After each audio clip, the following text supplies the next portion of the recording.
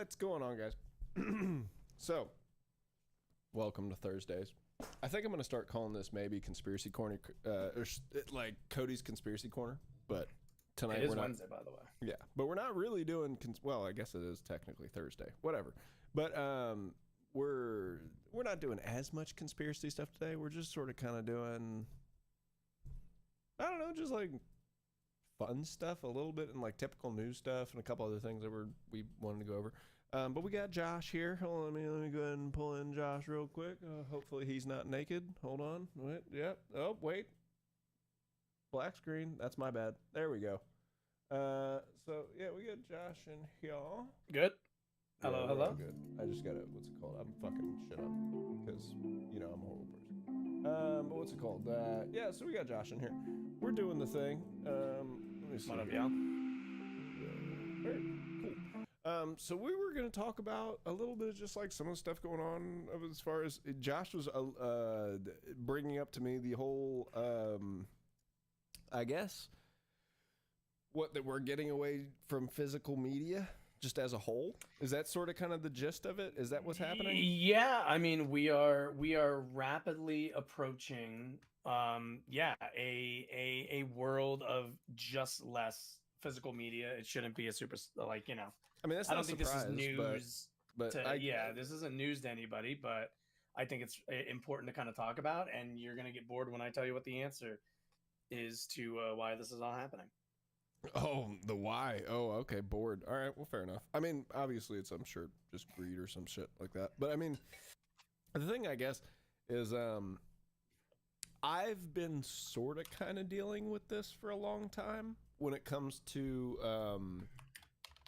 like, and this is maybe actually a weird thing you don't know about, but in like musical technologies and like VSTs and like plugins and stuff like that, that's been like a thing that's been happening in the past, I don't know, 5 or 10 years. It's like you don't own the product anymore. You just basically are, you're renting the product for a year or whatever it is, the services that you're paying for. So like, that's my big complaint about Studio One is like Studio One. I love Studio One, but now it's become basically a subscription program versus like owning the actual product when it comes out. You know what I mean? Yep.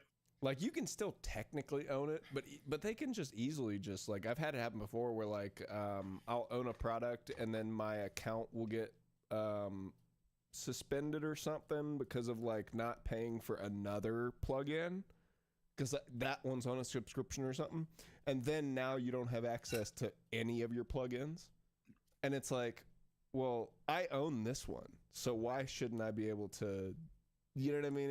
And that's what's been going. I mean, as far as like games and all kind of digital media, all that kind of stuff. I mean, that is the direction it's going, right? Is it's like you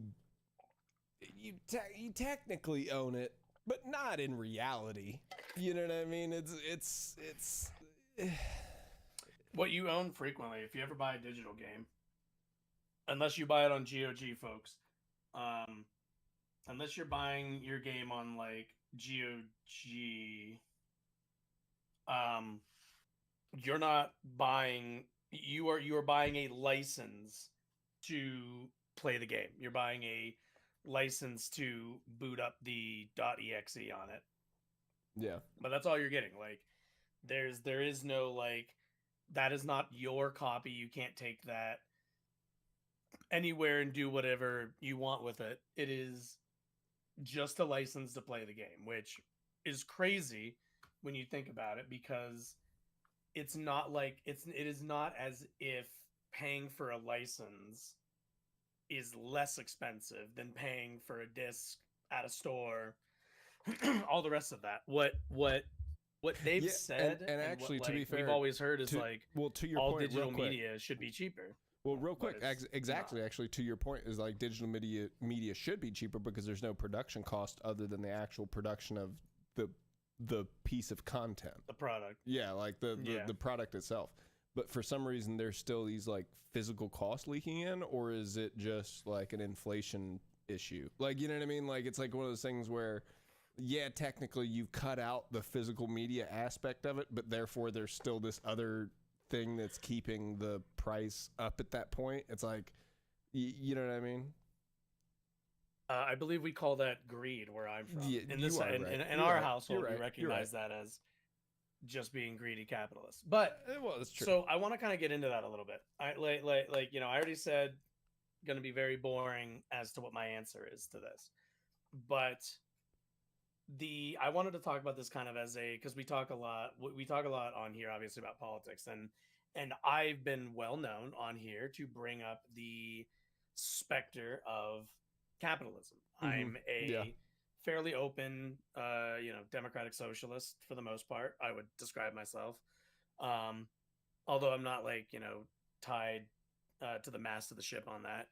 But what I want to kind of highlight for folks is when I talk about kind of capitalism and the contradictions within, and when other people do it as well, I shouldn't pretend like I came up with this idea on my own.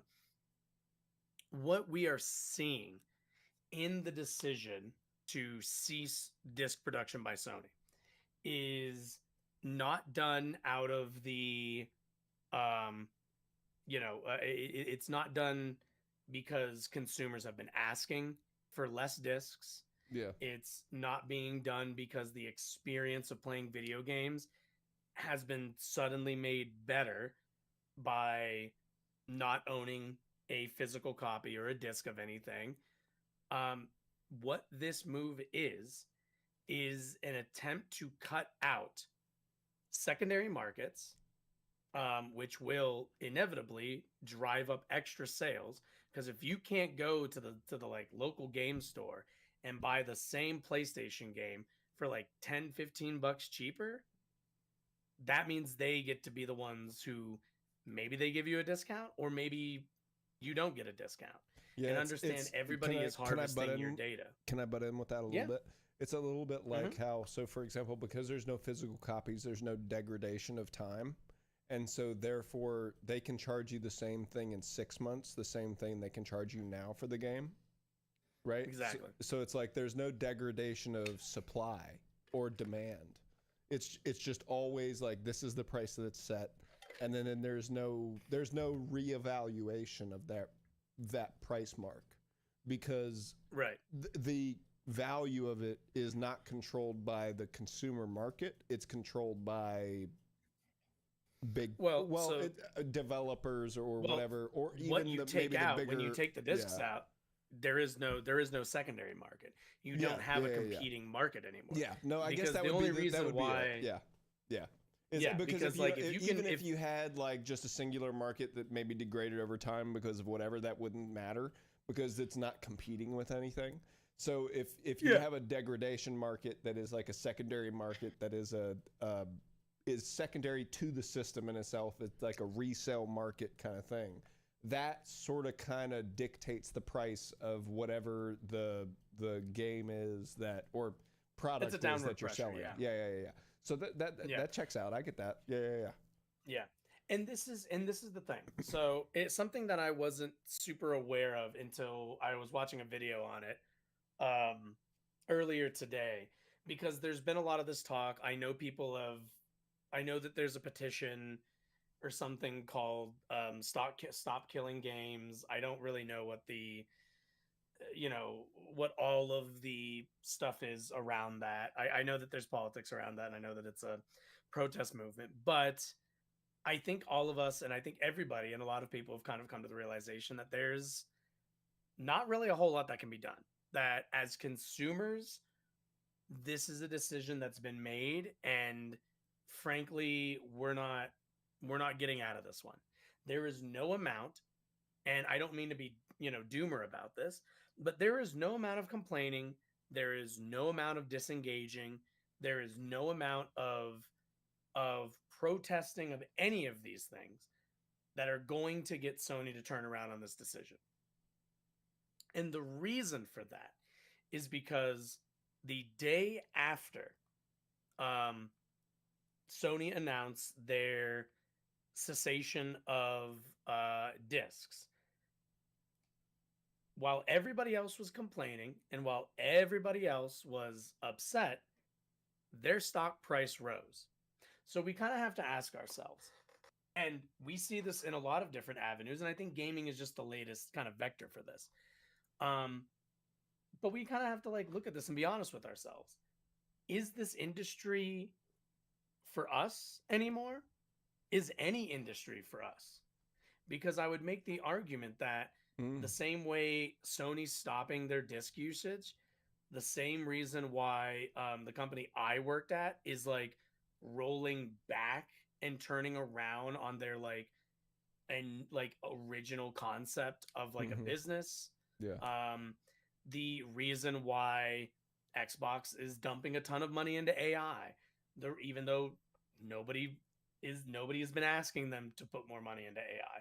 The reason why all of these things are happening, the reason why the data centers are going up, the reason why PCs are getting more expensive, all of these things, they all come back to one single solitary source, which is capital accumulation through the financialization of every goddamn thing in our life.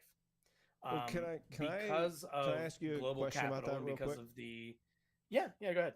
Because I agree with you that those things, like, I think you're accurately addressing the issue. Like, that is the issue. Like, the issue is that there is basically zero regulation on any of this stuff, and that people are just doing things willy-nilly, regardless of really any external input.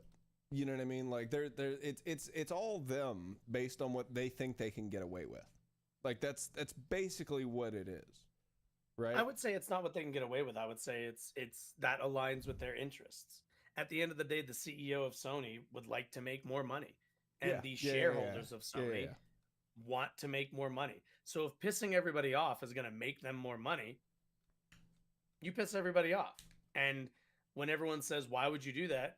They point to stock went up. That's why I would do that. I pick that every single time. I get that. My question with starting that the way that it was that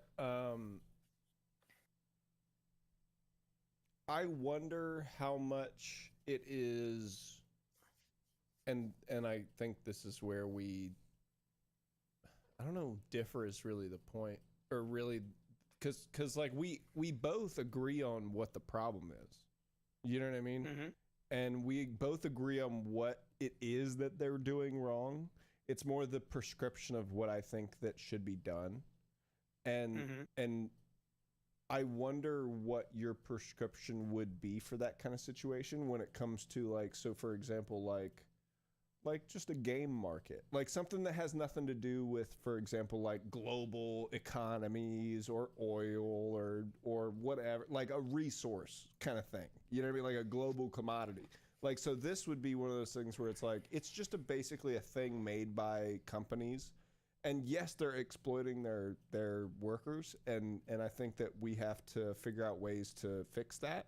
But I wonder if it is just better and more enforcement of regulation versus the system itself, which I do understand your point that the system itself breeds this ideology and also mentality, right? Like, I agree with that aspect of it, that like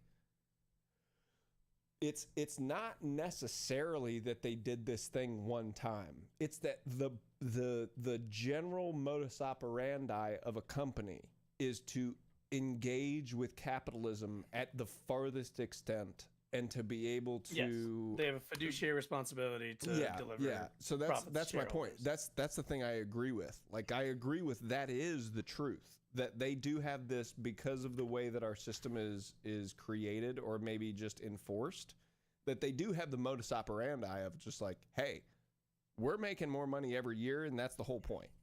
You know what I'm saying? Yep. And I wonder, because, and maybe you would disagree with this. We've been in a, for the most part, capitalist society for a long time, and I mean, there have been definitely different social programs and different things like that that have technically been not as capitalist or whatever you would want it to be. You know what I mean? But is it an effect of capitalism in and of itself as a system, which I agree with in some ways, because I think the concept that whatever the outcome is the function of the system, right? Like that makes sense. That is a true statement. Like, that whatever happens, regardless of what your intentions of with a system, is the actual purpose of that system. So I understand what you're getting at, but I wonder if there are ways in which we can hybridize a system, in which we can create a system in which has personal, like, I guess personal property.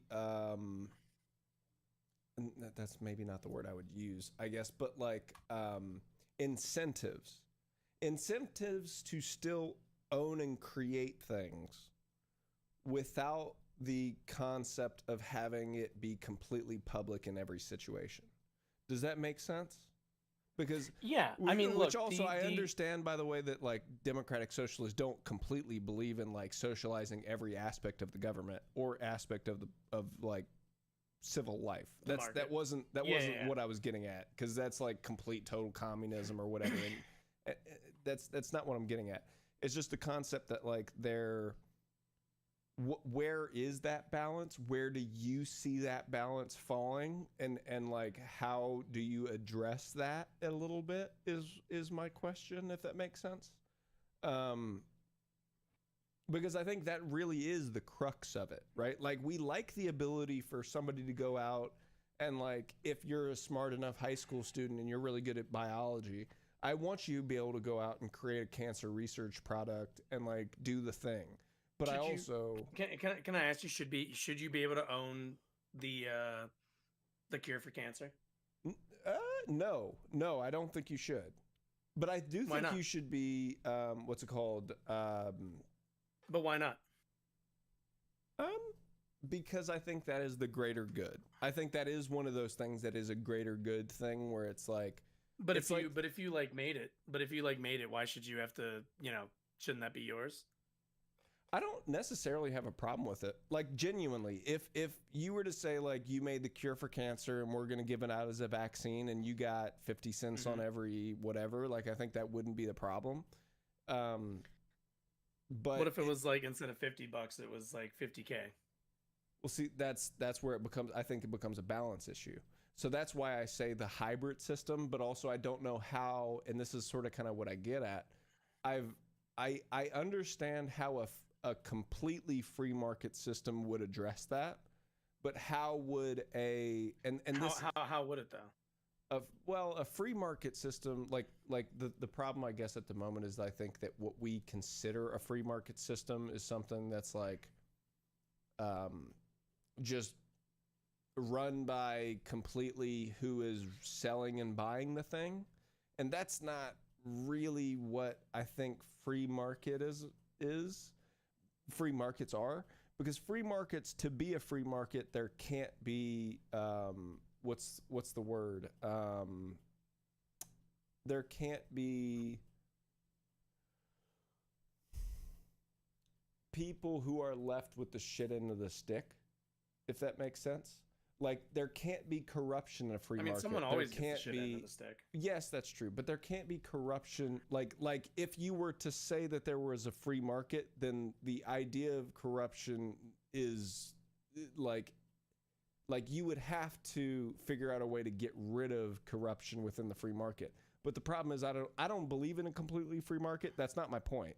Is I'm saying that the reason that we can't have a completely free market or the reason that we have a completely controlled market would be the same thing. Does that make sense? Like the reason that we can't have a completely free market is because of corruption. Like genuinely, like that's because somebody will find a way to use the system against itself to be able to create whatever system is better for them and then manipulate the system in which that it's not actually free market or whatever. But at the same time, you can't have a completely controlled system in which you have a completely government controlled or federally controlled system. So the Why solution, okay, because I think that it falls to the same issues as a free market. That's the reason. Because I think because if it's a government run institution, then you are still beholden to the same people who would corrupt the free market system. Like if why would you? Because it's the same people. It's there's nothing different in my opinion. Like not necessarily. Most people who are legislators aren't capital owners. They don't own business. Like some of them obviously are business people, but most of them don't own businesses. They're paid by people who own businesses. That makes sense. That's fair. But my point would just be, I guess, that just the same roots of corruption exist in both systems. Just because you're a government institution, that does not mean that people cannot benefit from creating systems in which oh man, this dude's going on. I just looked at this. Somebody's going off. What? So is somebody going? Is somebody perked up in chat? So, I'm not gonna lie. I was scrolling Reddit. Hold on. Kind of scrolling. Cures in. Does somebody have a compelling argument? No, it seems like. Wait. Hold on. Well, they just have brain worms. It's just a lot of talking shit. I mean, unless they want to make.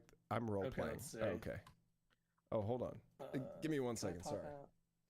I apologize. Pop out chat. I should have done this earlier. Yeah, baby. There we go. What did this person say? That's not the problem. Let's sprinkle cures in like Easter egg hunts. Also, you have to pay and be male. We would, but then after that, that's you, and you sound dumb. Trump farting in his tub. I'm role playing. Oh, you broke my immersion. I'm so sorry. No, it's your muffled. Gonna have to deal with that. I wonder who this person is like shadowboxing. I'm like so curious. Maybe they're just like a chat bot that got left outside for the night. They're just like a wild AI roving the internet. Cordon Blue's fine. Some fucking rabbit, cyberpunk fucking rabbids shit. Sorry. Yeah, he's talking a lot. I don't know what he's talking about, but I'm mad about being a rogue guy. I'm mad about being a rogue AI. Yeah, he's basically a rabbit. All right, fair enough. He's just a rogue AI traveling through. Well, fair enough. Well, no, my whole really thing was I understand the issue. And be male. I want to be clear. I'm anti-male, especially after my last 2 experiences dealing with men delivering my Instacart. I've had it. That's fair. I can no more men. My new rule is at the I was telling Mary if I ever ascend to power, the firstborn male of every family will be turned into the state and be either exiled or transed. We cannot deal with more men. There's too many. We're just too dumb. Oh, there's an update. Sick. Let me download this. But what state? Every state, all the states, the entire planet, the state of Earth. exactly. Um, but no, I mean, look, my point being is with all of this is, um, when we really like look at the systems that we've built, we need to understand that, people kind of jokingly say, X thing is capitalism, X thing that they dislike is capitalism, right? Or Y thing, or whatever it is that's bothering them. And that's become kind of a meme, and I understand why it's a meme, but I want people to have an understanding of why that gets said and how to actually approach it, which is, again, when we explain why these decisions are made, why unpopular things are done in the name of chasing profits, right? Because everyone would tell you conventional wisdom is you do things that consumers, you cater to consumers to generate revenue, to generate profits. We are now living in a timeline where capital has been so consolidated in so few hands and organized under something like the stock market or general global financialization that no longer are is gaming for gamers, no longer are movies for cinephiles, no longer is wrestling for wrestling fans. um like any list of things, because what most of these companies are chasing nowadays is not, you know, the is not the interest of the consumer. What they are chasing is the next stock bump, because that is the meta for making their shareholders money. Their meta is no longer, it is now no longer, for the first time in human history, it is now no longer the meta to get rich by creating a product, opening up a store, and selling that product and selling it en masse. That is no longer the meta for anything. Ask anybody who wants to start a small business. It is just not the way that you make it anymore. No, If you I want to get it. make it, you have to either scam some folks, you either got to have enough money to like dump into the stock. Like if you have $100,000, right? What people will tell you is, why would you start a business? Literally put your money into some of the stock market and just fucking short sell a bunch of stuff and just try to trade upwards.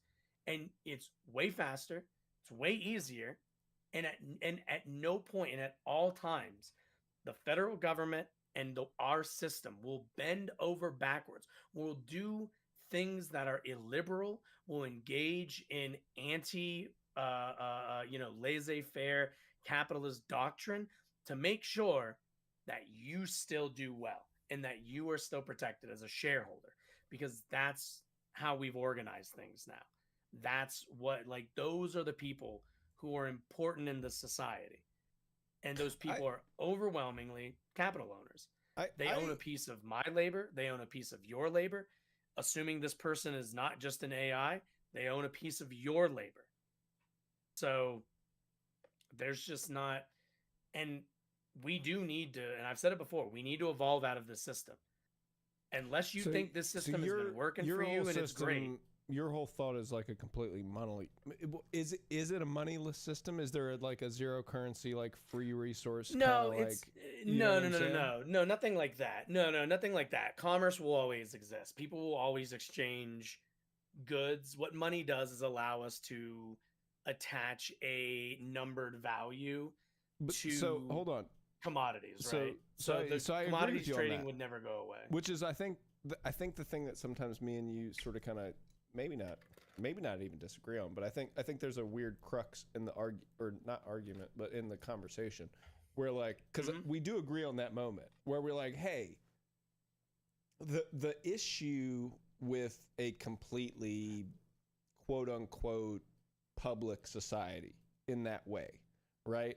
Is that like a public owned society in a sense, is that there will still be private institutions or something, or private interactions among citizens and organizations, right? Yep. And so we agree on that. And so I think where we disagree is when it comes to generally what the federal government should be involved in. Because we agree on everything. Can I answer that question? I can give you the answer right now. Yeah.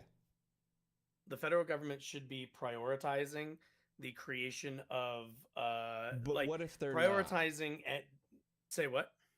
But what if they're not? Because that's what if they're not? Because that's what do you mean the by issue. What if they're not? Like they're not at the moment. And there is never, yes, if we're going to have an elected society, there is going to be a portion of the citizenry that will not work in that direction. So well, too bad.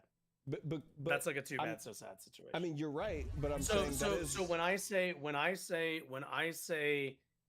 you say they're not doing that now, I agree. It's why I advocate for voting and electoralism to put people in place in the government whose goal is to like arrange our system and our society in a way that I think benefits more people than the system does now. But prioritizes more. I agree with you. More people. I agree with you. You have no arguments with me as far as that's concerned. My issue is with. So what's the issue? The actual like use. Oh. Sorry, somebody used a blurp thing, but because I didn't have it shown up, it didn't tell me. And I'm sorry, guys. Was it hydrate? What was it? I'm so sorry. My bad. But anyway, yeah, this is me and him haven't been doing the live thing as much. Right, but where's the line drawn? Hold on 1 second. I don't have. See how that works. If you say there's your sponsor. God damn it! I'm sorry. I'm so confused. No, you're fine, Match. I fuck with you. But here's the thing. So here's what I was getting at. I need you to make sense, Match. I'm not gonna be nice just because you're no, he's a loose cannon. Random AI. It's fine. But here's the thing. So I agree with you in 90% of what you're saying. What I'm getting at is that I guess this is where I always get into the argument by like, hey, we need to figure out a hybrid system in which the federal government as a federal government is involved in a very specific set of things that they are involved with. Like when it comes to, for example, like civil rights, right. Land ownership, just basic civil right things. That's like what the point of the federal government is. Whereas the state's government, I would not argue. I wouldn't make that argument, but the reason that I say that is because it's the same reason that I make amongst the corporate world. So this is why I make that argument. It's that you should have a rein in on like the corporatization of owning, for example, like Amazon gobbling up multiple different industries and creating this monopoly and things like that. But that's what they're supposed to do. But that's my point. Here's the problem: is the government's job. That's what they're supposed to do under the system. But so the thing is that our hold on. But our government is made up of capitalists. No, but our government is made up of capitalists. Maybe maybe if that's your argument, that's fair. I understand. Zenone. I don't know what Zenone means. I know. I don't know what that means. That's a buddy of mine. I know Zenone. Are you Zenone? You're not Zenone. You couldn't be that cool. but the whole thing is that like I agree with you that is the thing. But the federal government's job is to rein in corporations to disallow them from being able to create corporatization. Like that's what I would say the government's job would be. I mean, if that's what you think they should be doing, I would agree with you. That's what I think. I'm not saying that's their current job. Yeah, the stated role of the government is to protect individual property rights and forward the best interests of the nation. Those are kind of it. I don't even know if I agree with that because the federal government's whole thing is in the Constitution and in the Bill of Rights. That's it. Right, like that's but like I mean but that's not like reality though. No, I agree. We can say I agree. We can say we can pretend that like this government is beholden to any of this, but do you think this government even right now is interested in democracy. Well, here's my point. Actually, is actually I think you're right, because the thing is so for example, when the states originally created the Constitution and created the whole like direct Declaration of Independence, do you know what came directly after that? Was the Bill of Rights. Was because people were aware of the fact that just because there was this new country being formed, that didn't mean that they had a set of rights that were enforceable under their new government, right? So that's sort of kind of what I think is like, yes, now we've reached this new stage of like civilization where we have these massive companies that need to be reined in, and they need to be reined in by a federal government that needs to have this certain but they set can't of do, like. but they never will be. They never will be until non-capitalists are elected to office. Okay, the government is a reflection of how we, because you send more socialists to office, your government will become more socialist. That's how democracy. I don't disagree with that. I don't disagree with that whatsoever. I don't I have no necessary issue with socialism as a position You'll never that catch should me at Walmart. I'm at Walmart all the time. You can catch me anytime, especially at 2 a.m. I'm out there. Well, not since COVID. They shut that down. But I used to love watching people in Cookie Monster pants at 2 a.m. walking around Walmart. It's the funniest thing.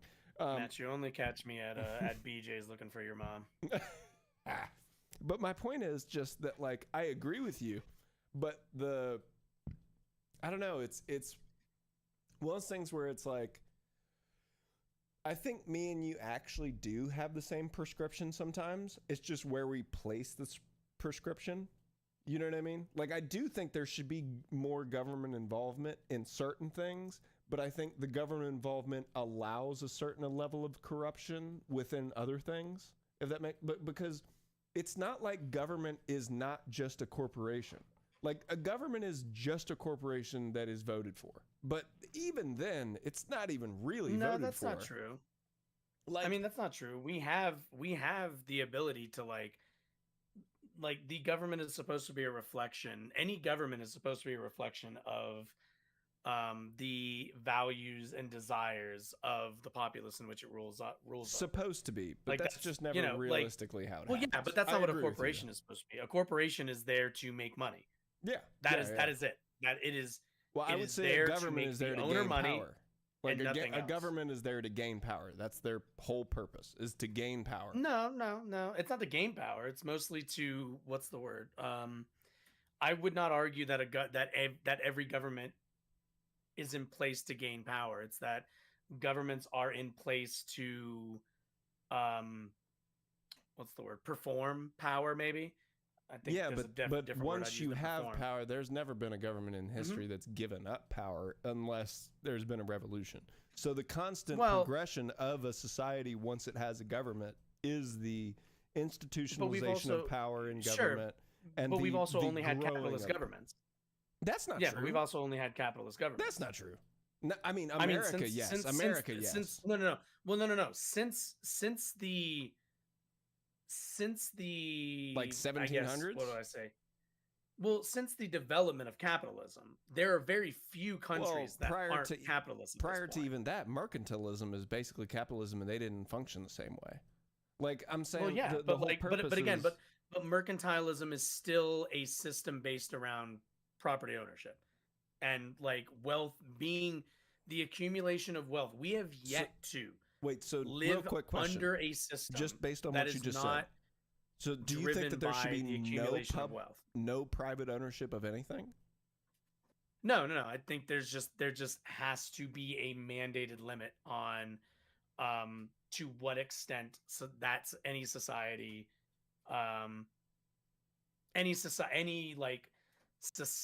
can be dictated by individuals and by like ownership, essentially. Because the idea is we developed in America specifically, and under capitalism, we developed democracy, right? A full, it's supposed to be that, we vote on things, and we do so because the idea is that we get to the best, most fair outcomes when everybody participates, and like as a value, it is value to have people enfranchise and have them involved in the creation and driving of their society, right? But there was a hash out under capitalism. When you clock in, you are no longer living under a democracy. When you clock into your job, you enter into a autocracy. You enter into a dictatorship. You enter into whatever other word you want to use. Keep in mind, there are good bosses. There are good bosses. There are people who are the same way that, like, even during monarchical times, there are good monarchs. There were good monarchs who were good men who took care of their people.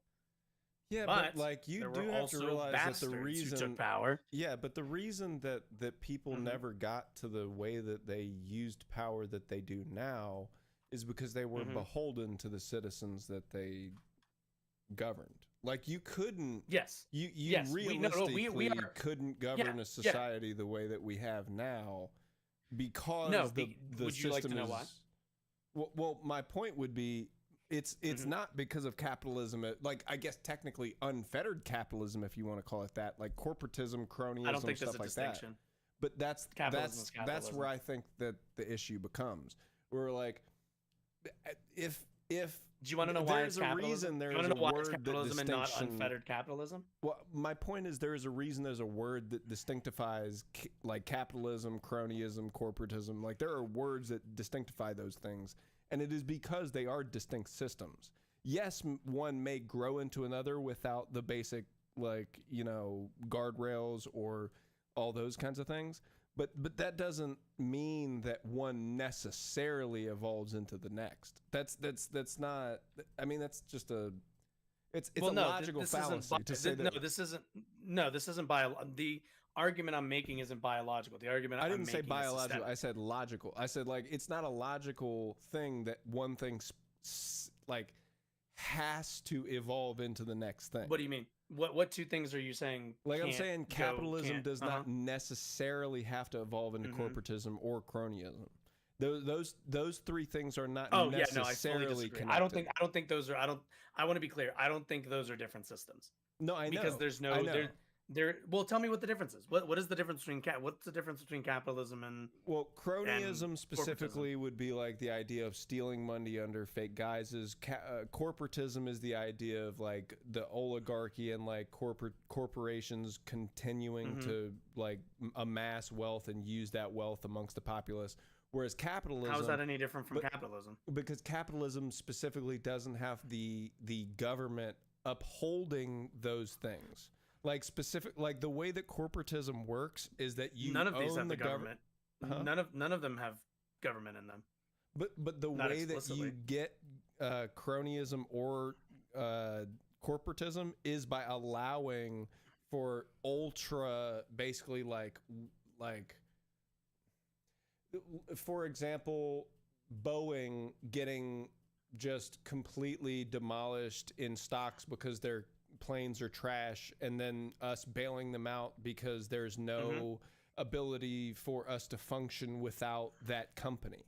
That means that it is a corporate, like it's a corporatocracy, it's cronyism, it's a point where the government doesn't function without these free market or without these markets that are not free anymore because they are upheld by the government's imposition of wealth and things like that to keep them open. But who bought the government?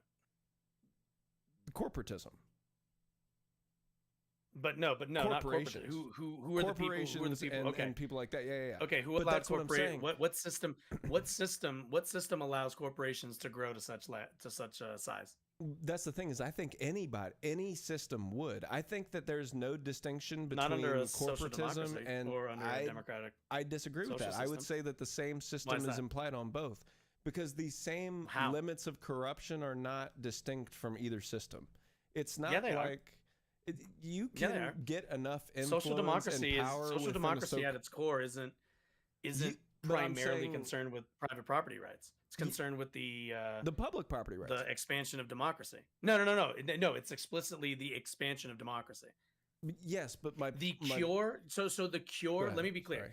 The cure to all of this, in my opinion, and when I talk about social democracy or democratic socialism, either way, the cure to corporatism, the cure to all of this is democracy, Yeah. is the expansion of democracy into the workplace and into more places of more avenues of our life, essentially. But the main one is specifically the workplace, because when you don't have workplace democracy, you have no power. If somebody can decide, I'm just going to close up shop, and I agree with that. you all can get fucked. Yeah, I agree At with that any aspect. point, Yeah, 100%. at any point, they have power over you that you will never catch up with. Right? That's it's impossible. It's impossible to meet somebody who has that much power outside of worker democracy. And eventually, my argument would be, eventually, that individual inevitably always runs out of things to buy. You can only buy so many cars. Yeah, You can yeah. only buy so many houses. Eventually, you need to use your money to like if you don't need to invest in your company, right? If your company already has grown to like Amazon size, you don't need to invest in anything. You as a person doesn't need to buy anything. So what can you do with the rest of your money? You influence society. You buy a newspaper because you want to see your values reflected at the Washington Post. You buy influence with politicians because you want to make sure that the system continues to favor you. Because without that favoritism, without the ability to call the police and say they're not working, kick their ass and tell them to get the fuck out. If you're not going to make me money, you're not going to be in my factory, even though every dime I make is based on your work. Unless the cops show up and go, I agree with you on everything you're saying. I just wonder what the guardrail is on social democracy that like keeps, like, that allows for somebody to have whatever, and I understand that the whole concept is not necessarily about like your own personal growth as a citizen or stuff. Like, I understand that the whole point is that you should just have a bigger role within your economic position and the economic direction of your country, which I agree with. You know what I mean? Like, I agree with that aspect. Do you think millionaires and billionaires have an outsized? Yes. Like, 100%. how can we have a system? How do we have? It's like, at the end of the day, under cronyism, under a crony capitalist system, under a corporatist system, and under regular capitalism, we allege to have a democracy where it's one person, one vote. Well, can I ask you something real quick? How could that possibly be when the minimum wage hasn't gone up? I agree. When people can't afford houses, people can't afford healthcare. I agree. And the people who hold these things back from us pay politicians explicitly to not raise the wage, to not develop a universal healthcare system, because they don't want to pay taxes into that system. I get it. I'm on your side as far as even though they would benefit. They'd benefit from that system. Yeah, but they don't want to. So here's my question. Because the goal of capitalism is to accumulate. There is no satiation. That's also the problem with capitalism. Okay, so there is no satiation. How does social democracy address like how does it address corruption once it's dug into the system? Does that make sense? Like, because the way in which, I mean, it would really depend on what we're talking about, like that specific, or I guess maybe the better way to ask this, let me put it this way. What do you think the benefits are of, do you see it as a hybrid system? Like, do you see democratic socialism as the hybrid system? And what parts of either side would you incorporate to be able to create that system? You know what I mean? Like what part, when you say hybrid, what do you, like, do you see social democracy at like the SDA position as a hybrid position of better and well-regulated capitalism with very distinct features of socialism and other systems. Like, is that your better sort of kind of view of it, or is it what exactly? How would you describe, like, to somebody who's I don't know, call them 60, and they have no concept of what a social democrat is? Like, would you say it's still technically a semi-capitalist system in which there are just heavy guardrails that are enforced and elected upon through the society? Or would you say it is more of like a socialist society that has maybe very limited personal like ownership, but it still has some level of personal freedom? Like, do you see what I'm getting at? Because there I mean, is look, a if I'm level talking to of somebody like who's freedom 60, that's avowed to this, where I'm trying to address, where it's like, sure. what is? I want to be clear. The you freedom. See what I'm saying? I mean, we would have to deconstruct freedom, because the idea that like capitalism offers us freedom is a smokescreen and is complete bullshit. The reason that I say that is mainly because you can be. I don't believe, and I don't think any reasonable person believes, that freedom is just the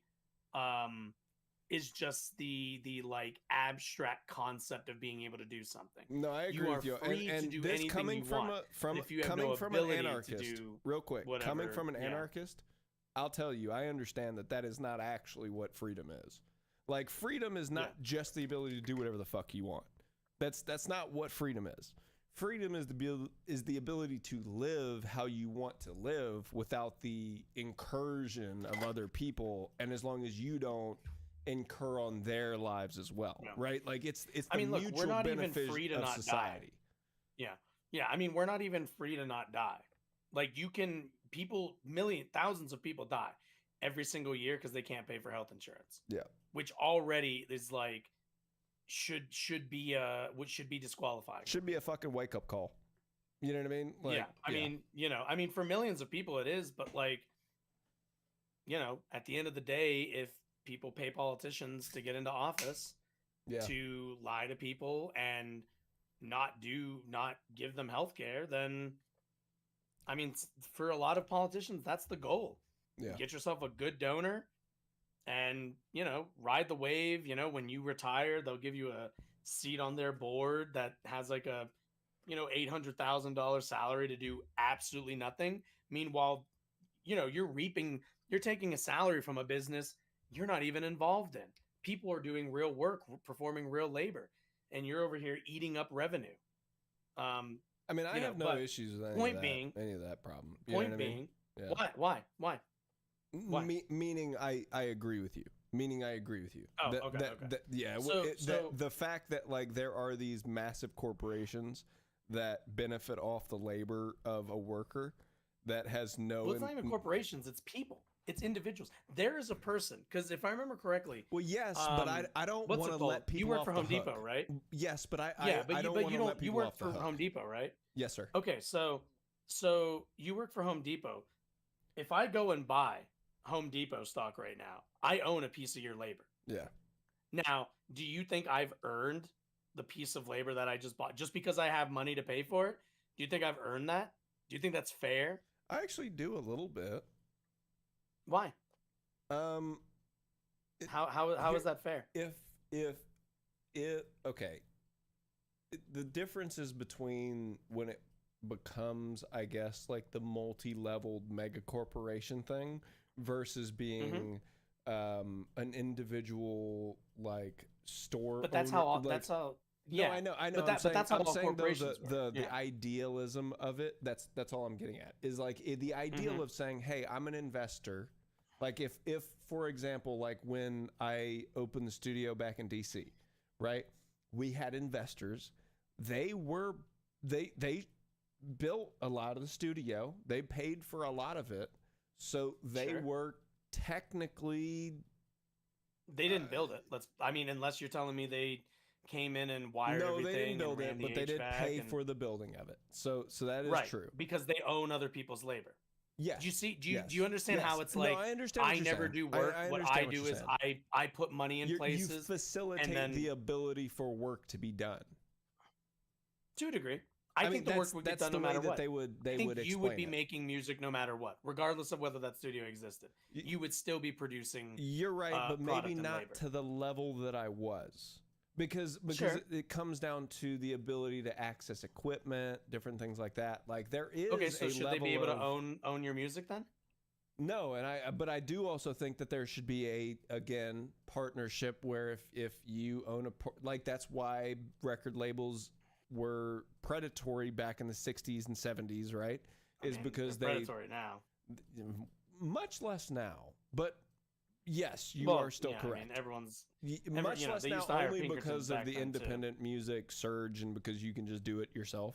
But even Sure, then, you still have to go through like TuneCore or somebody else distribute it, and you still have to give them a cut of your profits. You always have to go through, So the point is they're facilitating a service. So I'm not necessarily saying that you're wrong in the sense that they should be paid off because they invested, but I'm also saying that they do have a stake within the business, so they should be profited based on that work that's being done. Like if you wanted to make a corner store on it based on your investment, like if you're a person, but they're not making what they're investing. They're not just getting their return and 2%. They're taking home a lot more than that. No, I know, and that's because of obviously the way that we've corrupted the system, and because the system is not built to actually no, that's not the system. That's not the system. People sign those contracts because they don't have options. There isn't an option. Your options coming out of high school are work or die. Yeah, those are your options. But so what? You go and make somebody else money, or you can fucking die on the street. Those are the options we give people in the United States. And that's frankly the options we give people on this planet for the most part. But we also need to recognize that, I think, and understand that it's like we don't have there isn't an option to not engage and not contribute to somebody else's revenue. It's just not an option. Not unless we started giving. My point would just be that our money is so wasted at the moment on just grants would be would actually be something positive. No, I agree. That's my point. Is like I've been talking to people recently about hey, how do you actually build up infrastructure in America? And I'm like, give them if you're you may not agree with this, but what my point would be give people tax cuts, like corporations or businesses tax cuts if they hired X amount of people for X amount of months at X amount of pay. You know what I mean? Do you know why that? So we do that right now. Do you know how expensive construction is now? No, I know that's my point though. Is no, do it. But is that? Can I ask you if that's done hardly anything for it? It's been sitting there because it is too expensive, and because of that, there's now one less bridge because one guy. And let's be clear, I say one guy, and that's reductive to a degree. But at the end of the day, any CEO of any construction company or anything, if he's not going to make money off of the construction of some project, he has no incentive to do it. Or what's worse is he has all of the incentive. If they give you if they say okay, look, we want to contract you for 3 years, it's going to cost this much money. Can you do it? They're going to do it. And then year 3 is going to come around.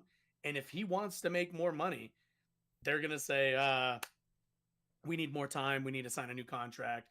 We need more money. That they is will definitely push it until the point in which they make a profit. And until they make the profit specifically. No, that is specifically the trap. The profit that the owner wants to make. The federal government contracts. That is the trap of it. You know what I mean? Is no, but that's not but that's not a trap of the federal government. That's a capitalist trap. That is capitalists taking advantage of our government. You could easily, okay, I get what you're getting at. I'm just saying you could easily make the stipulation in the contract that it needed to be done by this day, and then it wouldn't have that overlaying effect. Sure, you could. I agree with you. But you could. Okay, do you know why that wouldn't work? You know why you could never enforce that?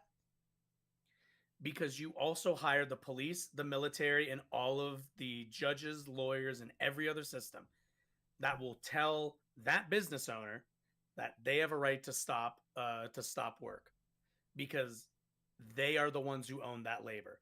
They own the labor of every single worker there. So even if all of the workers who might live in that community might say, I want to work on this bridge because I think it would be A, good for my community, B, it would make me money, and C, I don't know, those are the only two things you really need. But as long as that guy says, until they pay me more, it's going to get half done, there's nothing you can do. Because if the workers start working, if they start working and they start being like, well, no, I think it's in our best interest as community members of this community, we should finish this. That owner is going to call the cops. Those cops are going to come down. They're going to arrest those workers and haul them off. And like, I mean, and the government will go, damn, we literally gave these people the tools to, let's talk about, what's the word, to undermine us.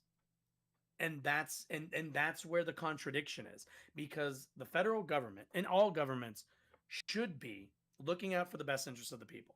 The post office does not turn a profit. It's not supposed to, because its job is to be a service for people. And through that service, the benefit that we get is that it is a downward pressure on cost when it comes to shipping. The reason why shipping isn't more expensive in the United States is because we have the post office. If the post office went away tomorrow, everything would probably double or triple in shipping costs. Things that were like, you get it from FedEx or you get it from UPS, and there's like a $13, shipping Service cost fee to or it. whatever. Yeah. Get ready to see that double, because they won't have a service. They won't have anything. Yeah, they won't have something that is able that. to lose money to compete with. The government is the best competitor to basically every industry. You need shoes.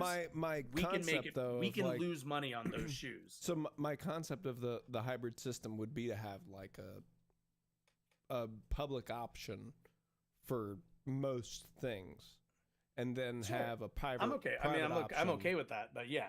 So that at least there would be some kind of government down pressure that could be elected upon and like actually enforced. So like, for example, I have no problem with a public sector for gas or for whatever. Like I think those things which we don't have. Which we don't have.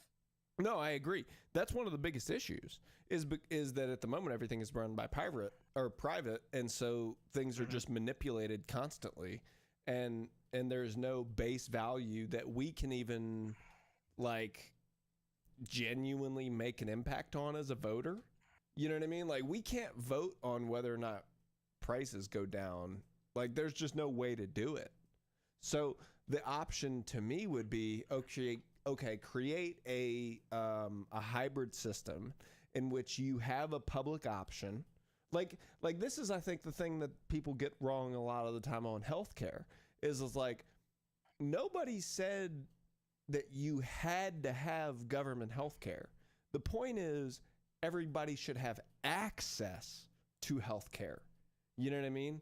Like, no matter what your financial or fiduciary position is, right? So the point would be, yes, there is this basic level that we are able to establish for basic like care, like just standard of care for any American.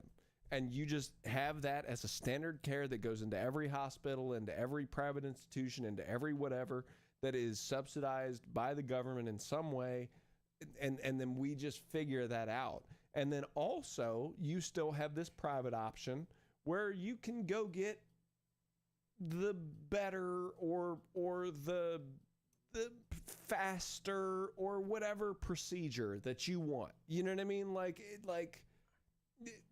That would be the best of both worlds, in my opinion, would be the ability to have some kind of public option for every situation when it comes to gas, food, electric. Can I? You know Can what I? I'm Can I? saying? Can Like I? everything. So for some of this, can I tell you why that would never work, Sure. Yeah. Yeah. or what would deteriorate that system? Yeah. Yeah. So if you created a public auction, Quick question: is it just for that the system defeats itself? Is that the problem? it's mostly that what will happen is private industry will if you had a public option, what would happen is the private health insurers, and I'm going to use health insurance as the example. The private health insurers would essentially reject any high any mild to high risk patient onto their rolls and push them towards the public option. The public option would then deteriorate and most likely not be able to sustain itself because there would be too many people with too much need. You need to have what I would advocate for, which is a universal system, I could because you definitely see need that. everybody to pay into it so that it can't outpace itself. That's a fair statement, especially when it comes to healthcare. I think I could definitely see that being an issue with healthcare. I think. Now, granted, don't get me wrong; it would take a while. I think it would work with maybe other systems, but I do understand like that would be one of those things that I think would be other things. It's more, not an impossibility, but I just use that as an example. But that's sort of kind of. I agree with you. That like I think there are certain things that should be completely public options, which are just like because it allows for the safety net of those. You know what I'm saying? You're making. Oh my God, Stick says you're making the argument that Republicans and right Democrats made against the public option in the ACA. Yeah. Yes, no, I am. This is yes. Yeah. Let me be clear. I am in favor of a universal system. I don't think a public option is. I think a public option is better than what we have right now. It is. I don't think sustainable. The difference is that right Democrats don't. I mean, they don't give half a shit, and Republicans want everyone to like die. So, I mean, there's just not really. Well, it's like the position is a universal healthcare system. But I did want to was pushed against because it would inevitably lead to no one taking the. Thank you. Yes. Yeah. No, you're right. Yeah. I guess because so. He wasn't even talking about you. I think he was talking about me. I think he was talking about me. Yeah. Well, yeah. And it's not even that people wouldn't take private like what would happen is what's happening right now, where the private options would be restrictively priced. So like rich people will get private options. Like rich people will still get the best gold standard United Healthcare, and they'll still get the best healthcare. But everybody else will be pushed. You know, if you have cancer, the more I think about it, all the rest of that the shit, more I see you will the get folly. pushed into that. Yeah. The more I think about it, the more I think about the folly of what, because I do understand what you're getting at. You know what I mean? That makes sense. Yeah. Like a universal system is just what makes the most sense. The only way that private health insurance should even exist is as a supplement or extra insurance that you choose for yourself but do not need. Well, that's I guess people who like what I would like travel to the be, United States. That's what sort they of get, kind of what I'm talking about. Private health insurance for like 2 months. That is what I mean though. Is like I would like for there to be a public option that is sufficient for all people, that everybody would be able to access, have whatever, and then if you wanted to add on to that system, then you could do that. You know what I mean? Yeah. That would, to me, be the best of all worlds in that situation. You know what I mean? Yeah, like if you want plastic surgery, you can go to insurance for that. Yeah, like but if you want to get lip filler, if you need your Botox, arm reset, yeah, that needs to It'd be like saying like the government should pay for tattoos. Like no, government shouldn't pay for tattoos. That's you. Yeah. You do that yourself. That's fine. But if you have lung cancer, we don't want you to die. That's where I get to. Some of us don't. Well, you know. But okay, so real quick, I'm going to go pee, but I did actually want to show you this because I think this is a really good conversation for you to see. So this is, you're going to be like, these are a bunch of chuds, and they are a little bit. But I do think this is like a good conversation. Like, because actually, so the guy who you think is the most chud. Why do they all have the same? hold on. So the guy at the top left. Congress just sold out. Oh, I know what this is about. Yeah, but this isn't about that. This part isn't about that. Oh, okay. Yeah, the entire stream is about the NDAA and stuff like that. But I'm too pissed off. I don't feel like covering it tonight. But this part I think is actually it's probably not passing. I don't think it is. I don't think it's going to pass the House. So it's. I mean, we'll it's see. Probably man. dead, or it's probably dead in the Senate. We'll see, man. I've lost hope. I'll be honest with you. I did. I mean, but what's the Senate makeup right now? I don't. Yeah, what is the Senate? I mean, it's same. It's still Republican majority, and I don't think they have enough people to overtake it. So it sort of kind of. What is it? 53-45 with 2 independents. Let's see. Membership. I'm gonna see who.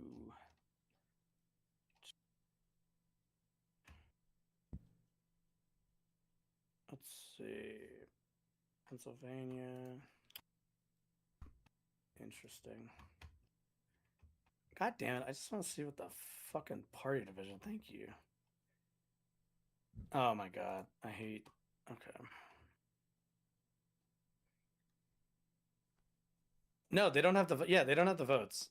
They still need. So you don't 7, think it's gonna pass? They still need.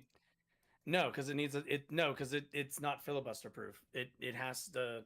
They need 7. They need 7 Democrats to cross the line, or 2 of the. They need 7 people to get it across the 60 vote threshold. Well, I genuinely hope that this doesn't go through. So I'm good. I mean, helps every Republican will vote for it. Yeah, of course. Well, except for one. I don't but know. Yeah. And then there's going to be a couple of Democrats. You know what I mean? Who vote for it? There's going to be like, you know what I mean? A couple. What is Rand Paul going to hold out? I don't think he will. Well, I think he will. I think he will. Bernie Sanders.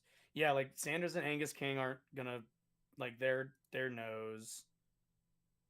I think there's a couple random ones that we're gonna check out. But okay, so check me Fetterman out. Fetterman might vote for it. He definitely will. What are you talking about? He's a piece of shit. He's going to. But okay, so I'm gonna start this. This is actually just to give you a little basis. We go. So the conversation here is between basically a bunch of what I'm sure you would consider like the conspiracy dudes. You know what I'm saying? But I think you'll really appreciate actually Nate, who's the guy in the top left, Valhalla FVT. He's like, hey man, we have to punish Republicans. Like we have to. Duckworth, like that's his whole position is like we have to punish them. Oh fuck! Wait, aren't they short too? Because homeboy died. Dude, I'm telling you, I think that it's gonna pass. Nah, I mean, we'll see. I'm looking. I don't know. They might get. I mean, it's an NDAA though. It's an NDAA. There's gonna be but it doesn't. Yeah, but like they've been trying to pass the NDAA for months now. No, I know. Like, and you are right. I don't. Because nothing's changed about it. I mean, how many times has it passed in the House? Like multiple times now. Isn't this like the second or third time it's passed in the House? Second, but with 3 amendments by Thomas Massey. Yeah, and I mean, I don't think those are enough to get Democrats on board. Well, the whole thing is just to get that one specific regulation. Well, 2 specific regulations. I mean, 7. I mean, yeah. I mean, 7. Because the whole thing is literally just to get Section 219 and 224 out. That's the whole thing. Yeah. If you can get those out, it really becomes just a standard, just regular NDAA bill. You know what I mean? Like it's there's not a problem. The problem is literally just on those 2 sections of the entire bill. The NDAA is bullshit, but yeah. I mean, obviously. I mean, we shouldn't Colorado approve it in general. Dog shit. Like genuinely though, we should not approve this NDAA. Like I saw a crystal ball. Actually, we might if we have time tonight. I would love to. Did you watch her grill the guy on Breaking Points the other day? Yeah, I think it was. I saw clips of it. It was Scott, right? Yeah, Adam Scott or something like that. Is he? Is it Tim Scott? No. No, Tim Scott's that dumb No. fuck. It's like what is he, Adam South or Carolina. It's whoever the Jesus. guy who's on the I think it's Adam the- Scott. Yeah. Yeah, whoever that guy is. Because I what mean, is he? she- He's I think she- he's in the House, right? Yeah, but he's in. Yeah, The, 'cause he's he's not a also senator, I on just did the. it. He's on the defense committee. Woodwall's Herm. Yeah, I know, right? Yeah, so like fuck that guy. Anyway, okay, so real quick, Stick sees what I see, which is wood paneling on the walls. I like wood paneling. Relax. Yeah, I'm aware. All right, so I'm gonna press play real quick. I'm gonna go pee, and I'll be right back. That now, are we united enough to stand against it? Okay, let's stop there. I mean, let's talk about what the American people can do. Well, the reality is, and this is going to be an uncomfortable conversation for a lot of for a lot of Republicans in the chat, and you have to ask yourselves, we know who voted yes on this, and it's the Republican Party. Now, regardless of what you think about the Democrats, I'm an independent. I know Jesse's an independent. I don't know about you and Baze and Aaron. So I don't give a shit about either those games party. are usually bad shit. I don't give a shit about either one of them either. The reality is Republicans just. I live in a goddamn apartment. I have full stop. the basic ass Albania. apartment white walls. Go watch some videos about what's been happening in the working Albania man the has. past month. My point is, how do It's you? always like these. Or how do It's we always as like Americans, this, because we are headed into the midterms. like paneling. all too. of these Republicans are going to be running for re-election. Every goddamn one of Alright. these names. Dude, it'll be even worse. You're Mhm. gonna bring the Democrats in, and then they're gonna push the agenda for the World Economic Forum. I get it. And then I you get it. you're just putting more pieces to the puzzle. I get Like, it. This is I'm what just it is saying. on WWE. It's a I'm setup. just saying, maybe, but I'm just saying, how do you force through accountability? For me, I can love tell you when this, people mention the World every Economic swinging Forum. Republican dick on that list of yes votes, I would never Why support, is Macklemore up in encourage the right voting for corner? ever again. Like Ever. dude, I'm pretty much at the point. I'll say it, guys. Besides Thomas Massey and the 7 people on that list that are Republican, I don't think I'll ever support. Not until at least past 2028. Never I give thought any support. you to know any Cody Republican, tells me pretty this much ever. guy And isn't a Republican, and yet I can hear the like. Oh, no, why, he you is. know, I can never. He's a vote for conservative. Republicans again. He's a conservative, but he's not a so you've Republican. lied to me then, Uh, and I'll show you a Dalmatian with white spots instead of black spots. the thing is I think You guys are I probably think IDW. Oh, 100% IDW followers. IDW. Oh, that's rude. I mean, Okay. I think he's doing them a compliment by putting the I in there. Well, whatever. All I'm saying is, listen. Okay, like Mm-hmm. I'm listening. I'm seated. I'm listening. I'm learning. we've got to work with the people who are around us, and we've got to learn their views, and we've got to actually understand where they're coming from. And I think that this guy is a really I don't think so. good example of somebody who is willing, like he's. Why can't they ever learn my views? Oh no, dude, he's gonna defend your views pretty fucking good in this conversation. That's my whole No, point. I think we're gonna agree on like a problem, but like he doesn't have like the dude at the bottom left was like complaining about the World Economic Forum or whatever. Well, I have those same While problems, knowing- so you know what I mean. Whatever. Yeah. But Pretty I much mean, that's just like scorched earth. but like the world, like bringing up the World Economic Forum isn't really like doesn't mean anything. It's just a like I disagree. culture war signal I disagree. to I disagree. What do you mean? I don't want to stop us and derail us right now, but Mhm. I Okay. mean the World Economic Forum. World Economic as Forum is a- just capitalism, and you've been like You're defending right. capitalism. the You whole are time. completely right about that. You are complete. They are the ultimate. The simplest corporatist- explanation. They're capitalists. Why are you so scared to call them capitalists? No, you're right. They're the ultimate like barren, like esque, like capitalist, like early 20 Mhm. or 1920s, like trying to rule the world through economic means and just completely power games. You're right. I have no issues with that part of it. I mean, that's like saying like you're trying to win the game of Monopoly by winning all the money. That's kind of the point, right? You're right. I have no problems, man, Josh. I have no problems with this. Okay, that's you got me. you got me. I'm with you. Okay, this is not the. You're not gonna find an argument with me in these sections. Okay, just check it. Okay, After what they, because what this is the conversation about like his whole position is, hey guys, we need to vote Democratic, and really the But they won't. no, hold on, just the reason that I'm But bringing there's this up. trans. They won't. No, they totally will. They have no problem with that part. That's not the problem. The problem is that they don't trust the Democratic establishment.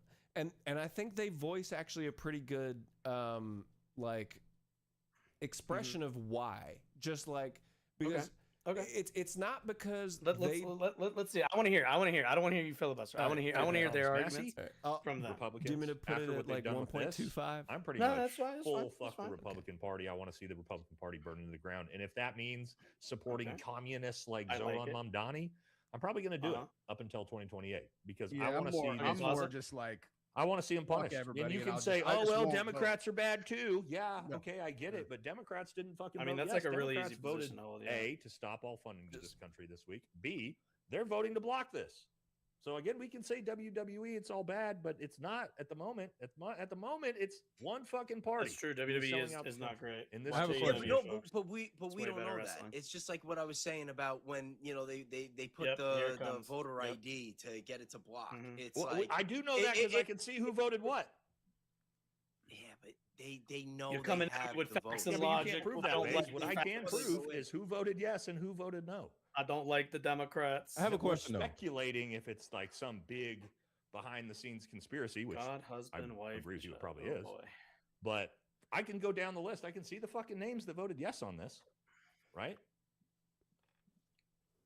Yeah, Yeah, for me, no, I just I- got, I I've really got the don't same. anything. I've got the same feeling. Like the pandemic, I have the exact same feeling on anyone who was on the pandemic. So Yep. I'm just like, that's what I'm saying. I'm just at options. Thomas Massey. Hopefully Tucker runs, dude. I'll vote. I'll fucking go Oh on the my campaign trail. God. Yeah, I man, love Tucker, but he's fucking out there kill talking me. about how amazing JD Vance is now. Fucking kill me, Right? man. Hold on, but like listen to These what this people's guy is saying. No, but these listen- people's politics. It's just No, I understand what you're saying.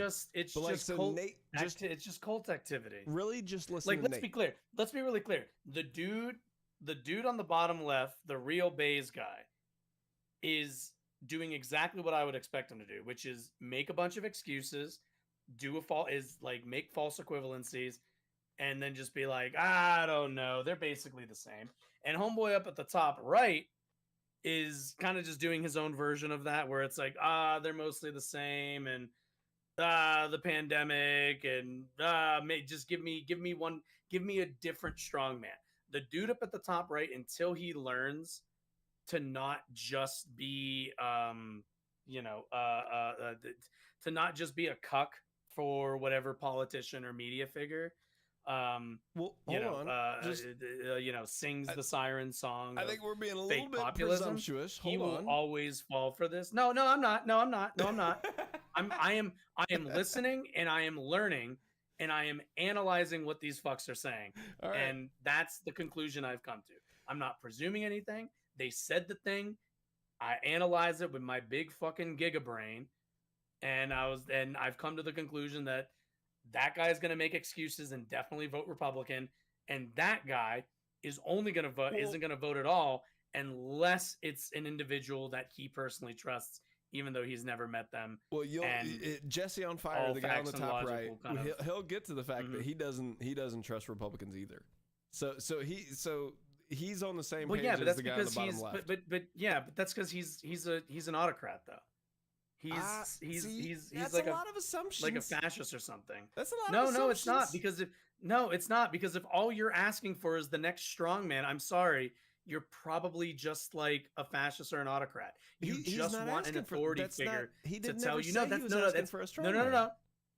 No, but that's no. What do you mean? He didn't have to say, "Give me a strongman." He said, "Give me the next celebrity guy," which is just the put another person in place, and I'm going to hope that they, do all the things I want, even though none of that lines up with reality. You can't just vote for somebody, for one individual, and be like, "Oh, everything's going to get solved."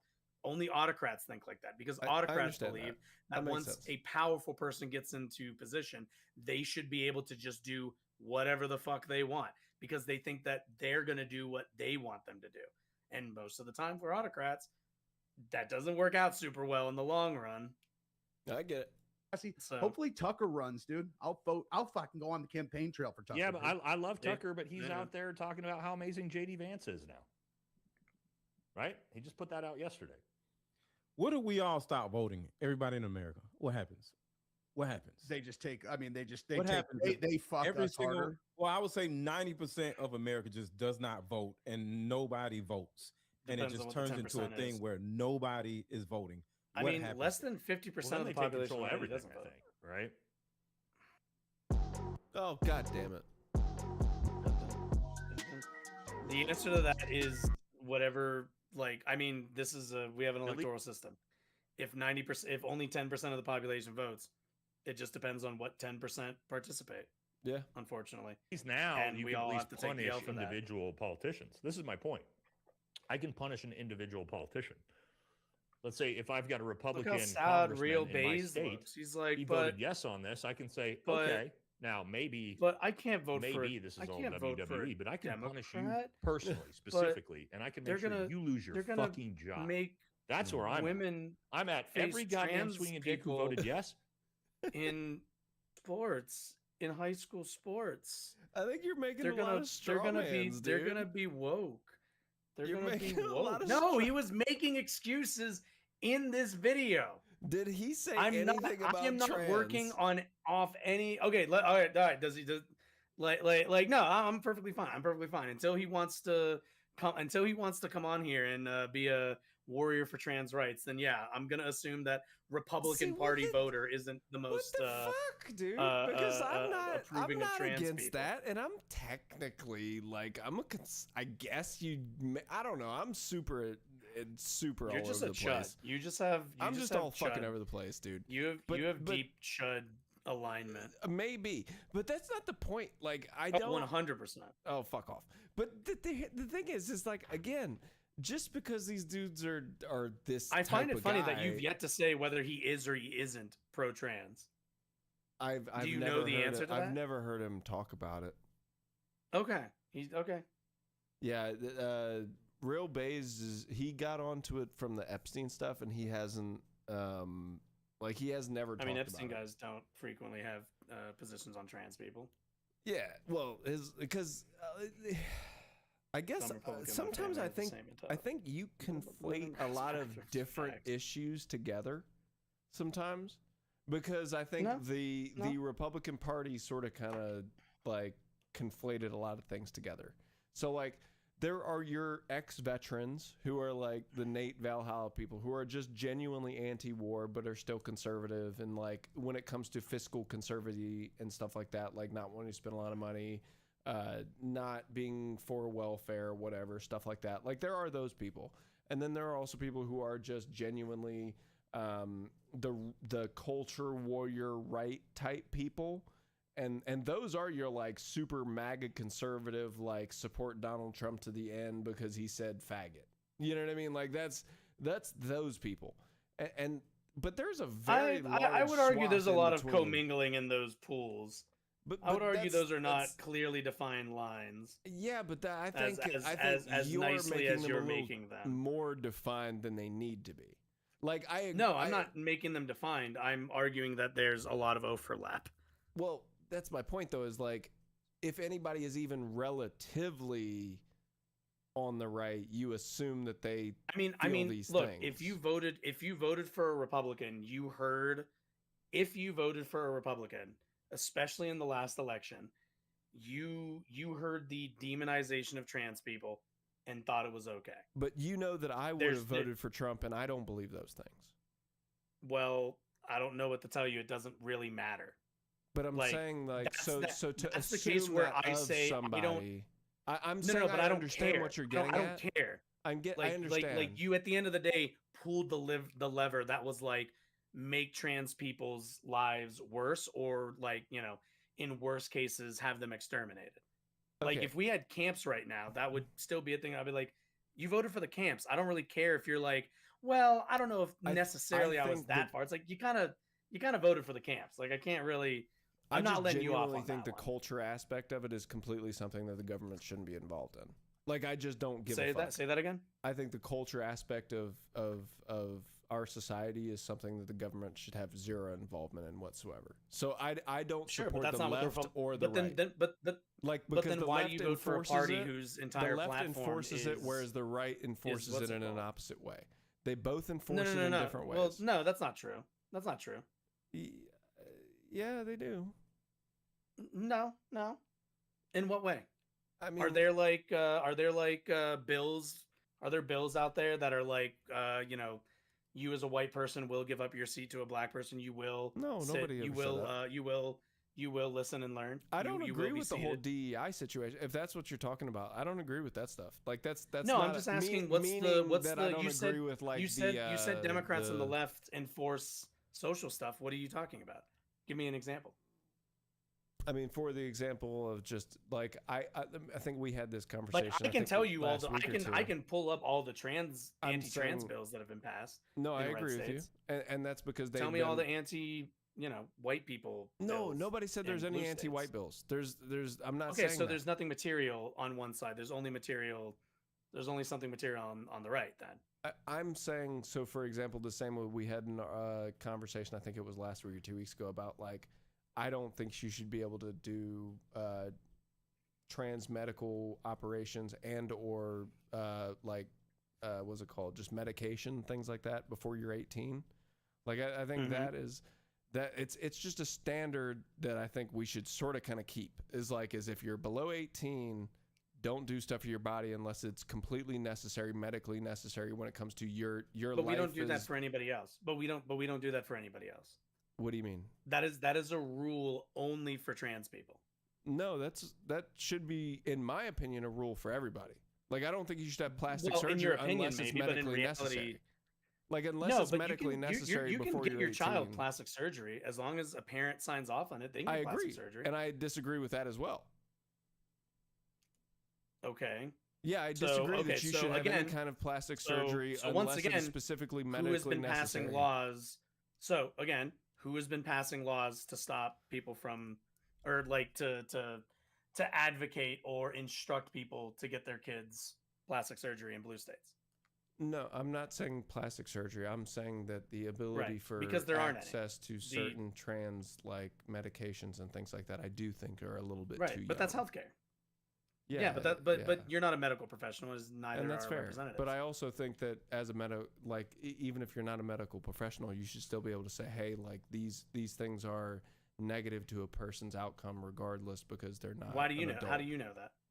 How do you know that? I mean, that'd be. And why do you get to dictate that for somebody else's child or somebody else? Period. I understand that as a libertarian. I get that.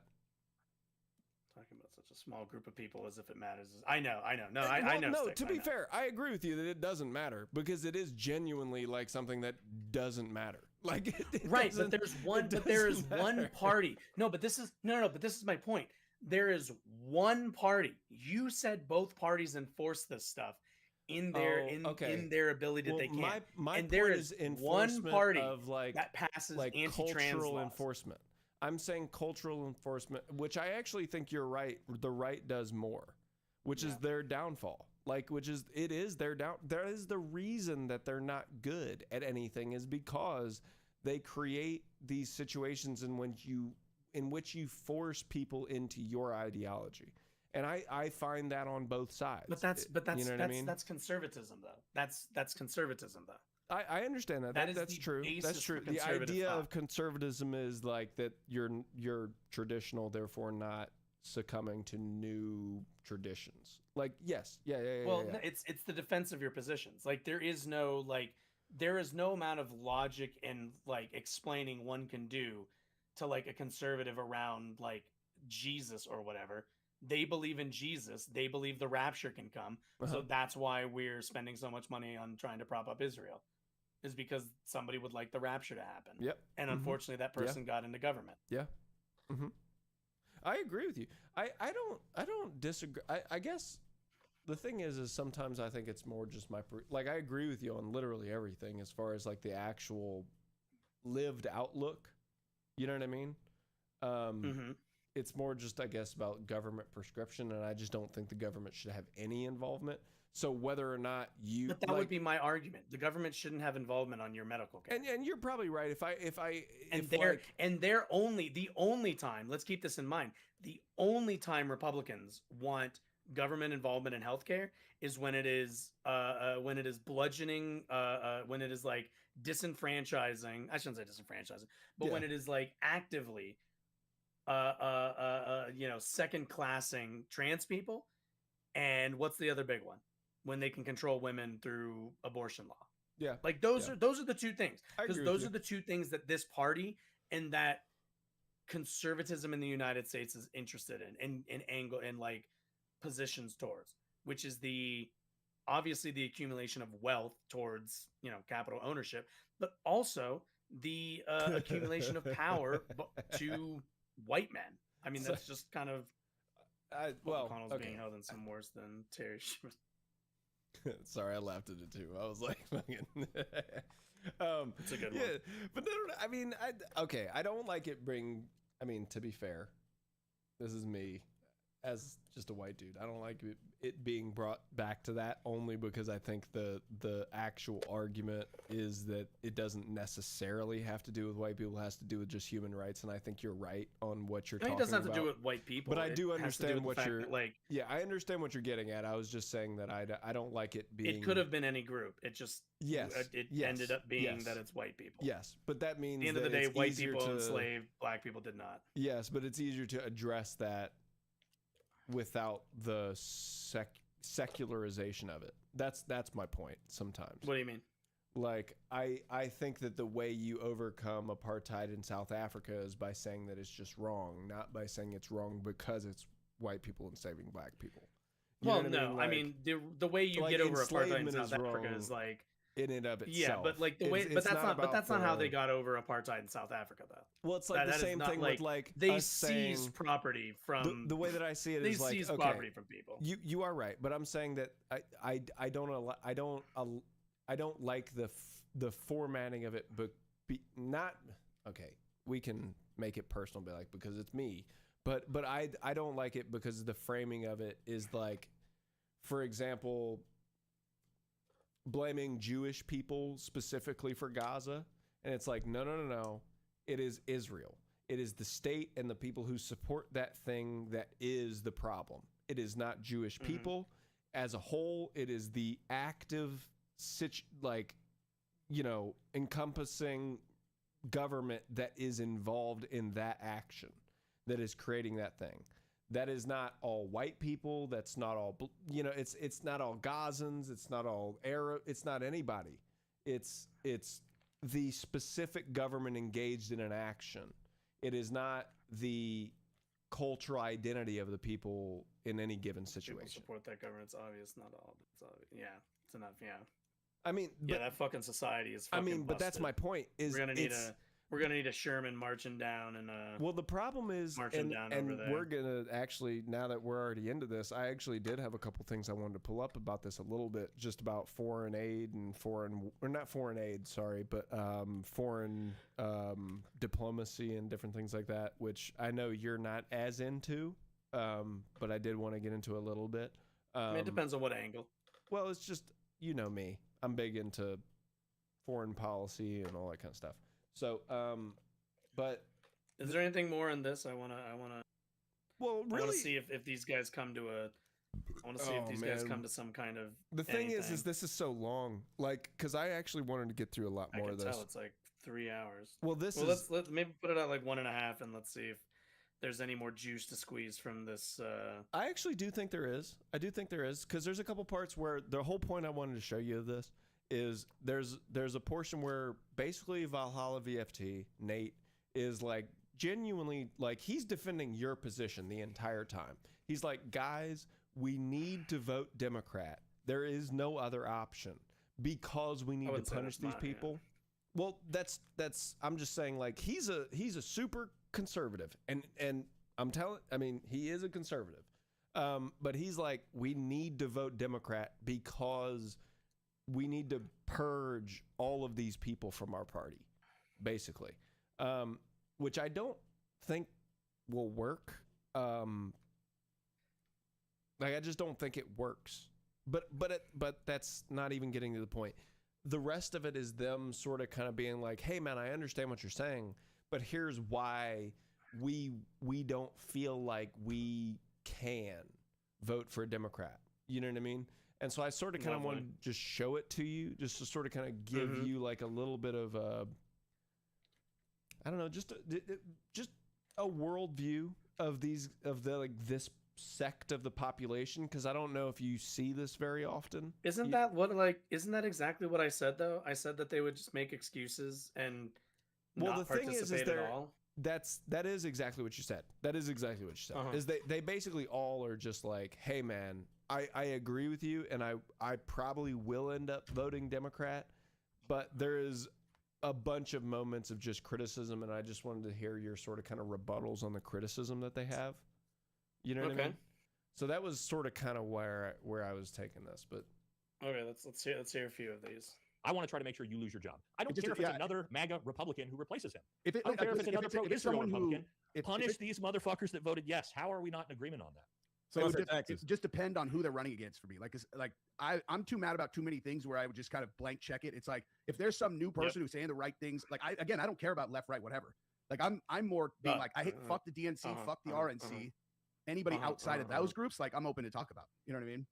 So you support keeping all these presidents, all these politicians, all these Republicans who voted yes. You're all about leaving them in power after this, Jesse. No, I'm all about fuck anyone in both of the. We need to. Yeah, but how do you fuck them? I mean, the only way. Which, by the way, is actually I think your point. A lot of the time, is it's like, okay, yes, there is this obvious like, hey, fuck these people, right? Like fuck these institutions. Like we all agree on this. And I think he actually makes a good point. It's like, okay, but how do you fuck them? Like, how do you do it, dude? Because just saying I'm going to stay out of it, or I'm going to stay home, or I'm going to vote third party isn't really fucking them. You know what I mean? It's just sort of kind of letting the system play as it will, if you will. So yeah, I mean, it's non-participation. It's like I'm going to be upset and complain, but I'm not willing to do anything about it. Well, that's the reason why he's not willing to do anything about it is because his perception is that if he committed to voting for a Democrat, he would be committing to voting basically himself and his positions out of power, which is what he does not want. At the end of the day, yes, that is they actually vote for the ND. They vote for the National Defense Authorization. That is super poignant. Actually, I think that's very poignant, because that is what it is. It's like there's a point they get into like, hey man, I'll vote for a Democrat, but there's a problem. Like there's a serious like internal problem with that, which I'll is vote for a Democrat, but they need to have all the Republican positions except for like the two I'm upset about. Yeah. And it's like, well, that's not going to happen. Yeah. So So either your positions either have to change, or something has to change. Like something at no else point, something's got to happen. Yeah. Like you need to prioritize. Is this, is this betrayal worth it to you? And if it is, then okay, that's totally fine if it is.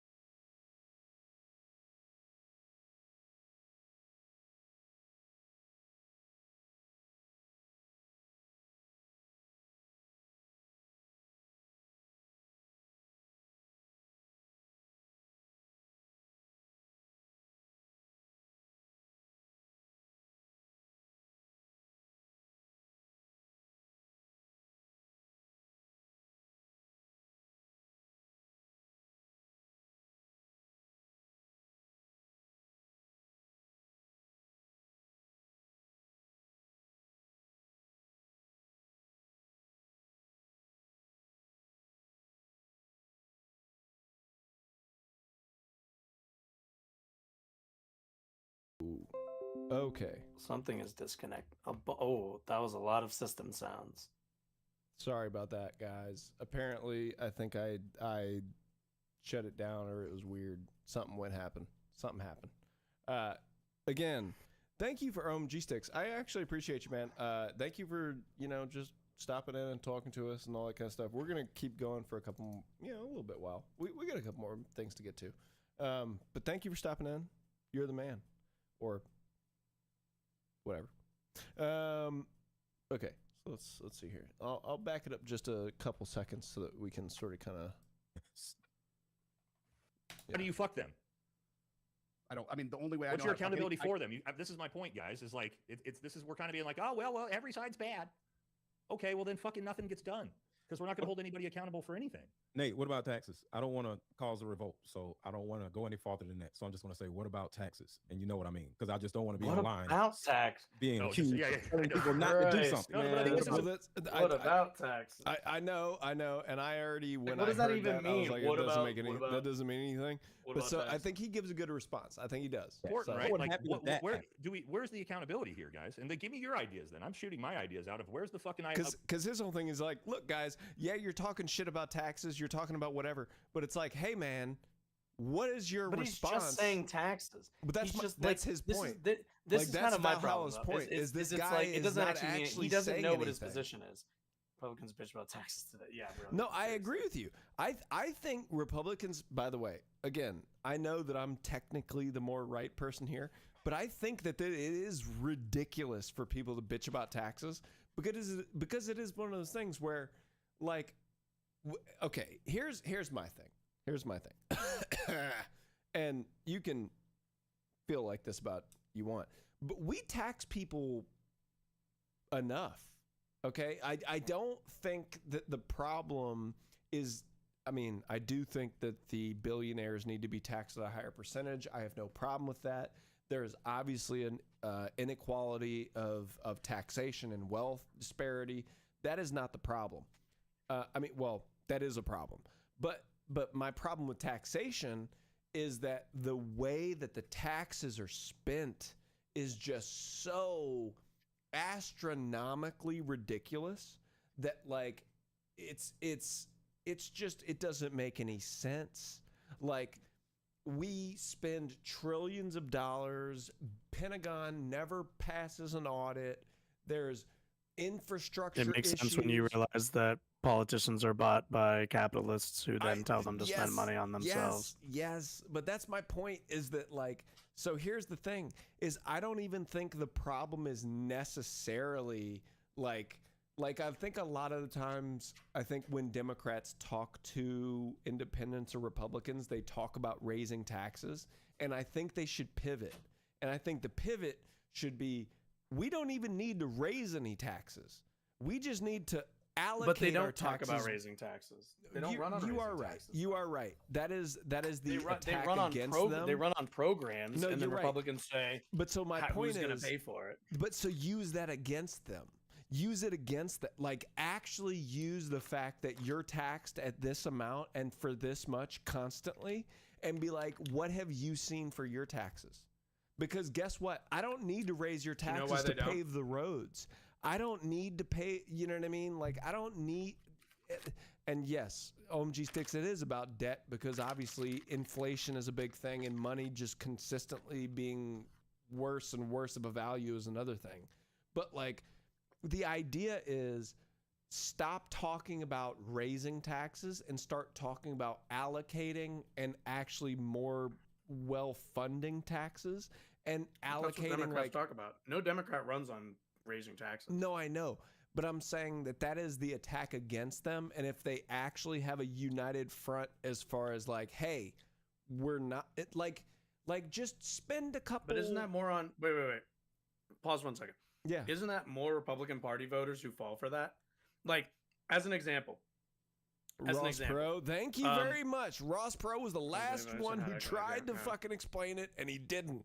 Well, he did, but Yeah. he's still a fucking. I mean, Republican cunt. Party voters don't know anything about economics.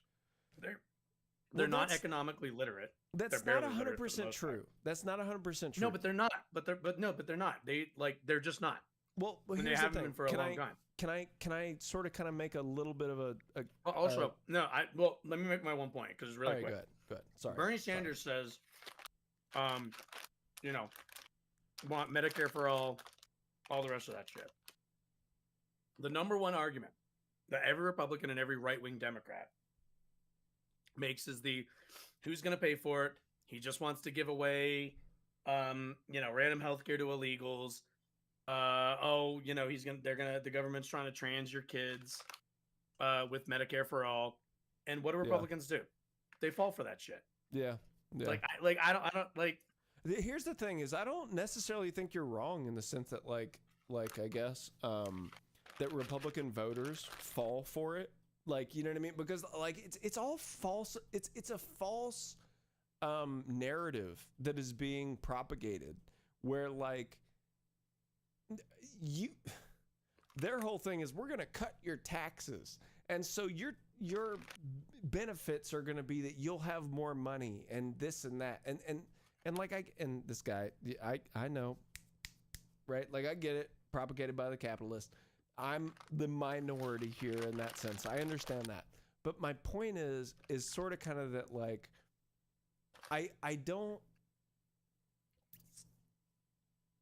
give me half a second. Give me half a second. Mm-hmm. Let me drink my beer. Cheers, boys.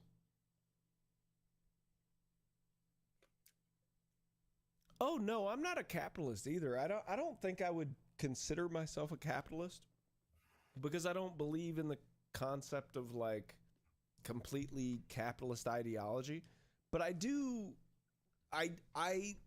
pride myself, at least in some ways, and some people maybe call me stupid for this, but I do pride myself in the fact that I feel like I see the benefits in most systems, and I try and identify what the benefit in a system is and figure out how I can maybe incorporate that into other systems. That's the way that I feel like we should try and address these kinds of economic and political issues. Wow. Is not about like saying this system in and of itself in capitalism is wrong. Like, yes, I think you're probably right in that sense, but that doesn't mean that we can completely disregard the benefits. And that means we have to figure out how those benefits manifested and how we can make those benefits manifest in the system that is more equitable for everybody. Like, I don't know if that makes sense, and maybe alleviates some sort of kind of understanding of why I think the way I think. But like, I don't know. I think the idealism of thinking that it has to be one or the other is very much so short-sighted. You know what I mean? Like, it's also you don't have a framework though. No, you're right, and I don't. I guess to be fair, maybe think I do. Like I don't want to be the guy who says I have the answer. I just want to ask the questions because I think that asking the question sheds the light on what we all know as far as what could be better. Like how do don't you think I get that, but don't you think it's kind of like a little bit we're kind of I feel like for me it's like we're kind of past the point of like, you know, we can only ask questions for so long. We have to shit or get off the pot at some point, right? I think you're right about that. I just think that I think what has happened is that we've gone sour on a lot of things, which I think it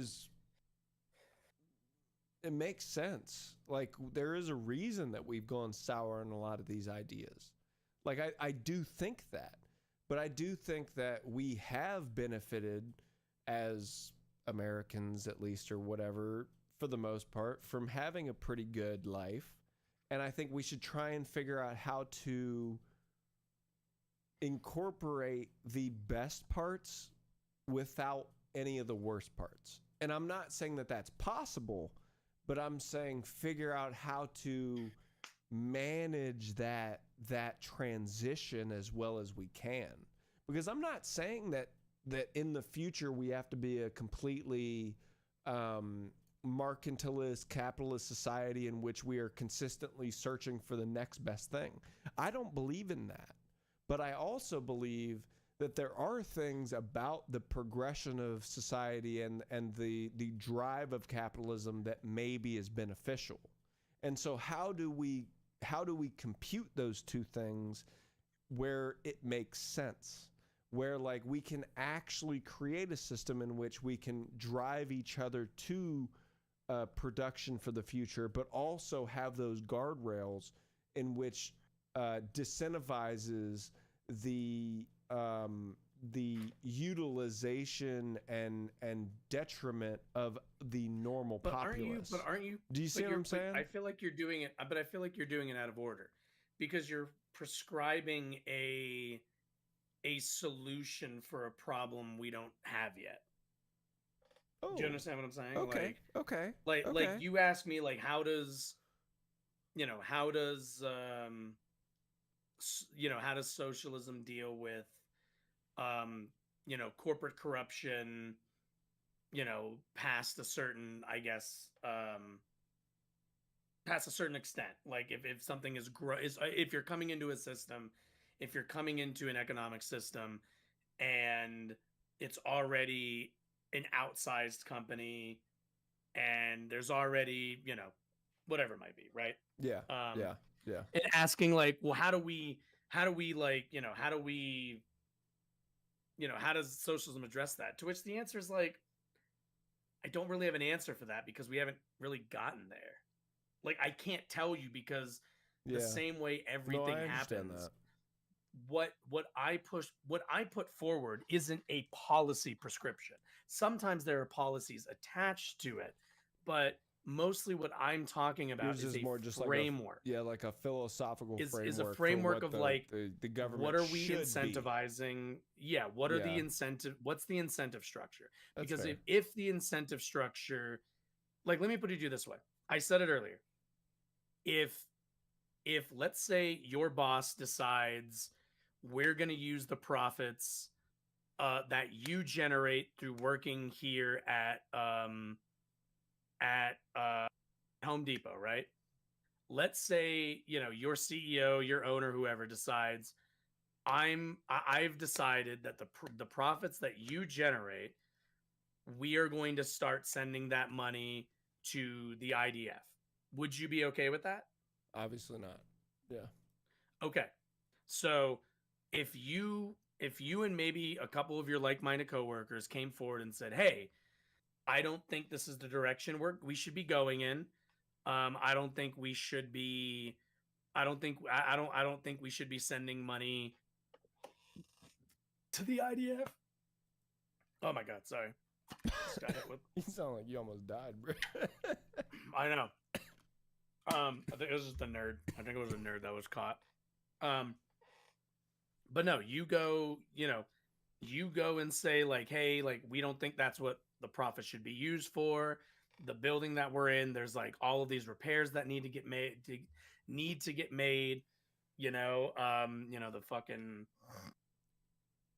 warehouse thing is all fucked up. Whatever." By the way, quick, he says, side tangent. "No, what I want to do is I want to send the money real quick, Josh, to Israel." Josh, real quick, side tangent. I love that you changed your colors to my colors. Thank you. What? Oh. I thought the contrast worked better because usually I do green, but that's already green and blue, so I wanted to go not in that direction. I'm sorry. I just was like, I looked at it and I just noticed. And I was like, oh, we're doing the same. This is planned. Yeah. Anyway, I already got a cool blue. But like, I understand what you're getting at. That's fair. Like, you don't have an avenue. You don't have an avenue. You don't have an avenue to say. You don't get a choice. Like every time you sell something, the profits of that are going to go to the IDF. And the only way that you can, and under our system, if you say, "Hey, I'm not okay with that," you have two options. You can either quit and not eat because you now don't have an income, or you can, refuse to perform labor and say, hey, me and my coworker decided until you stop sending the money that we make you to the IDF, we're not gonna make you more money. That person will that owner, that manager, whoever is going to call the police. They're going to pull your ass out of that store, and then you will be charged with trespassing on top of already losing your job. This is the key role that capitalism plays. And until we address that system, until there is the ability for the government to come in and go, well, actually, he's the one making you all the money, so we believe you need to negotiate that with them.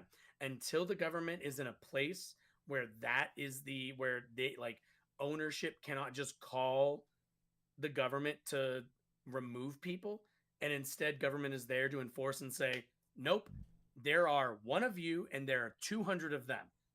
So if you want their labor, you're going to have to deal with them. And don't come to me and think that you're going to get your way just because you own the building. Until we disincentivize that scenario, we will never get away from the richest among us having more power over us. Even if it's never written down, even if it's not in the books, it's nowhere. Like, it is not like it's written somewhere that rich people get more. It is just the case that they do.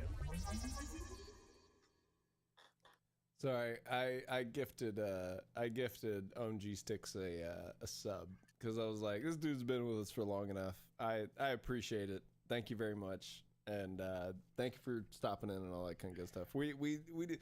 By the way, I don't know if you know who Scott Horton is, but I am going to have an interview with him on Wednesday of next week, I believe, if everything works out, at like 5 p.m. Eastern time.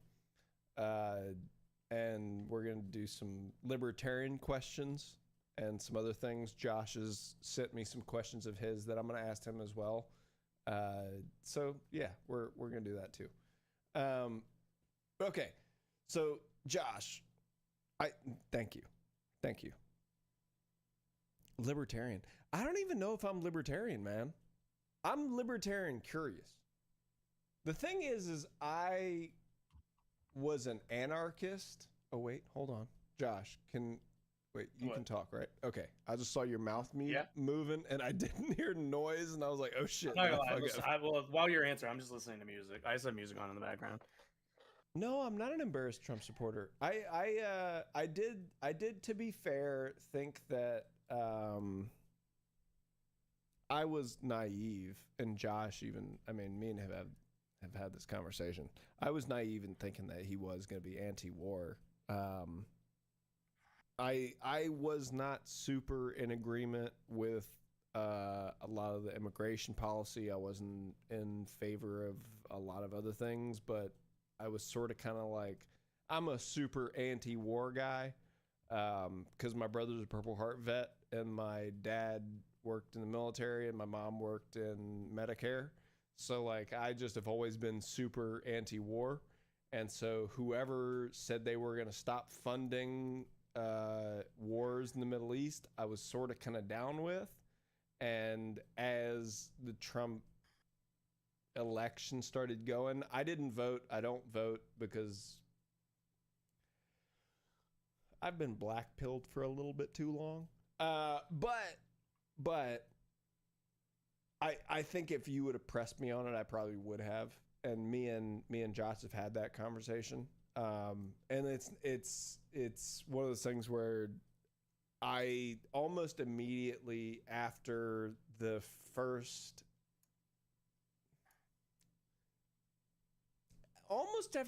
week or two, I think, after he immediately started the tariff stuff, I went, this guy's a retard. Like, he's gone power hungry. Like, that's sort of kind of where I got to. You know what I mean? So, I mean, technically, yeah, if you want to call me embarrassed Trump supporter, I'm okay with that. I'm okay with that. I'll take the L. I don't give a shit. It's fine. But it was more complicated than that. And I guess that's sort of kind of, I think a lot of the time when me and Josh have conversations, it's a lot of the nuanced sort of kind of stuff. It's like, I'll take the L for whatever it is, but I also I try to have a little bit of a nuanced view because I don't actually support any of them because, well, I guess, I don't know. You don't know this about me. You're new. So me and Josh both grew up in DC. So we're like DC natives. You know, we grew up like, I don't know, 15, 20 minutes from DC. And I don't know, we watched, I guess I talk to people about this all the time, how like, I don't know, like, I guess just the fact that because we grew up there, He also killed Soleimani in the first what's it called? Oh, first. Admin too. Oh, dude, yeah. He was. See, this is the thing that I didn't think about, that the more that this has gone on, like, I thought that it was a completely, like, I was naive that I thought that he wasn't super pro-Israel. You know what I mean? He was the one who was assassinating presidents. I don't think he's pro-Israel. I just think he's. Oh, I think he is. Well, okay. What's it called? Adelson's wife gave him way too much money to not. Yeah, but the thing is, he was pro-Israel before he ever got into office. He was always. I don't think so. No, he's always been pro-Israel. He just hasn't been pro, like. I mean, like, Biden's Zionism. Biden was a far larger Zionist than he was. No, you're right. But even in his first term, he still did whatever the Zionist lobby wanted him to do. Like he, well, yeah, I mean, like I said, Sheldon Adelson's wife gave him a fuck ton of money. Well, you're trying. Because I remember she asked him specifically. I appreciate you for giving me an out, Josh. I appreciate you for that. But no, I don't think he cares about. I don't think he's a Zionist or cares about Israel. I think it's just. No, I think he is. I think it's a pet project of the people around him. Because Hegsev gives a shit. What's the other fucker? Okay, actually, Kushner obviously cares. Hold on. The two who are negotiating hold on. care. Actually, just because you're starting this, let's go ahead and real quick. Grammed it. Yeah, fucking grammed it. Bruh, you know what? I'm not even gonna talk about it. Graham, fuck that dude. Yeah, the only reason why, like, you know, like he mostly just wants to be the dude who took down Iran, and Israel was there to egg him on and be like, oh, that would make you just the best president. And then obviously dumbass falls real quick, for that. can I show you these two videos real quick? So this is the foreign policy stuff that I wanted to get into tonight. So there are two portions of this one video that was with Brandon Weishart and Lieutenant Colonel Karen Kwiatkowski, who are geopolitical analysts, stuff like that. But I think there's two parts of this that I thought was actually pretty interesting. So let me see if I can switch over to this real quick. There we go. All right, so obviously Brandon and Karen. All right. Oh, well. There's a reason people don't want to work with Israel, the same reason they want to work with the United States, but it's because that country is not reliable. Like, Israel has signed, ceasefires, multiple. They've also said they're going to do this and that, but they do exactly what they want. They don't honor anything that they've signed. Of course, we don't either. But I think historically, and you could say, oh, well, what about the Indians? You know, we never honored our peace treaties with the Indians. And that is true. But I think there was an era in my lifetime, in our lifetimes, I think, where Americans did do treaties, and we went through a process, and the Congress would, agree to the treaty, approve it, ratify the treaty. And then we would actually not try to cheat from day one. Now, maybe you think about the nuclear non-proliferation type stuff, the missile treaties, and well, by the way, real quick. Well, I was going to say real quick, just in an informative sort of kind of state of that, it's like, I don't think that's been the case in me and your life.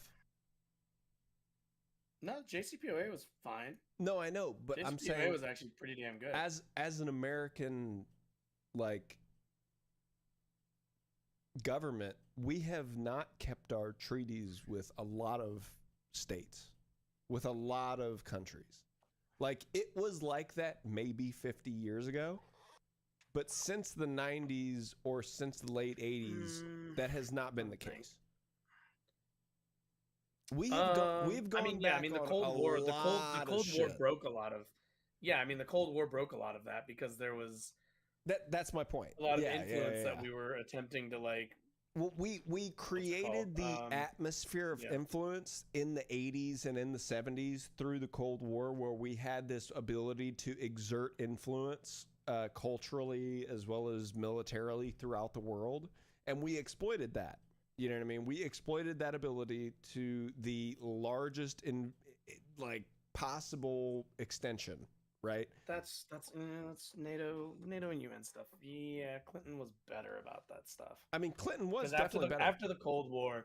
I would argue after the Cold War we returned a little bit more to that, but then like within how long were we in? But I'm saying Iraq within in, the like, entire 2002? within the entire history from the 70s or so on, we have been involved in other countries doing CIA and other operations in order to establish regimes and yeah, Gulf War. Thank you. Yeah. Gulf War was fucking. It was not. That's not. It had nothing. Never mind. I'm not even gonna get into it. But the whole point is that the point of a lot of these war. Thank you, OMG. You knew where I was going. Fucking thank you. But like, there's a lot of this is all just bullshit. It's a lot of bullshit, and it's a lot of our exertion of power on the world that we shouldn't be exerting. That's sort of kind of my point. And so different things that we've had, many of those were very well executed in the 80s, 90s. We had, I used to carpool with a guy, and he went to Russia multiple times to inspect their intermediate range ballistic missiles. Yeah. And they would come here, and it was interesting. And, so, and that's when I think they were commies when this happened. So it was like, we're going to USSR and these guys they're all communists and you're going to be watched all the time and all that. And they had some stories. But the thing was, we went through the process. We agreed on a process and we followed through with the process. So you could say, well, hi, I'm oh Andy my Levin, God, General Counsel at the Who DM. is this? I've got it. Oh, wait.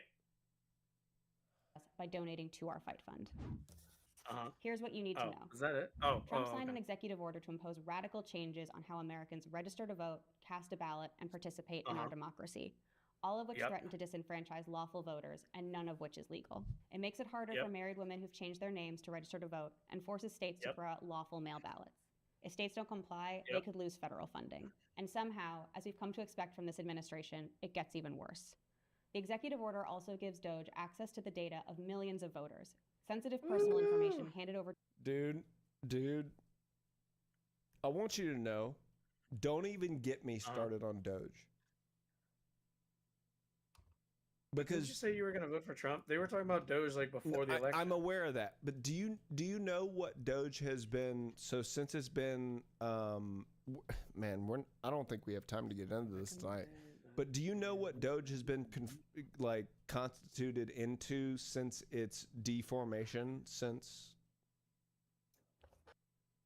No, I don't. I haven't kept up with Doge. So much after all of the people from Doge, all of the people, they're no longer with Doge. They're with what's called the National Beautification Act or something like that.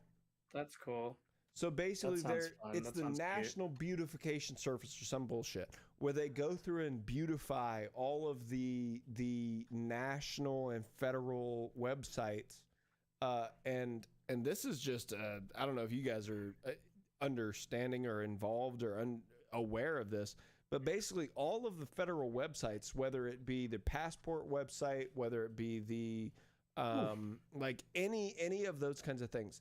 They're all now run by the National Design Studio, which is the secondary iteration of Doge.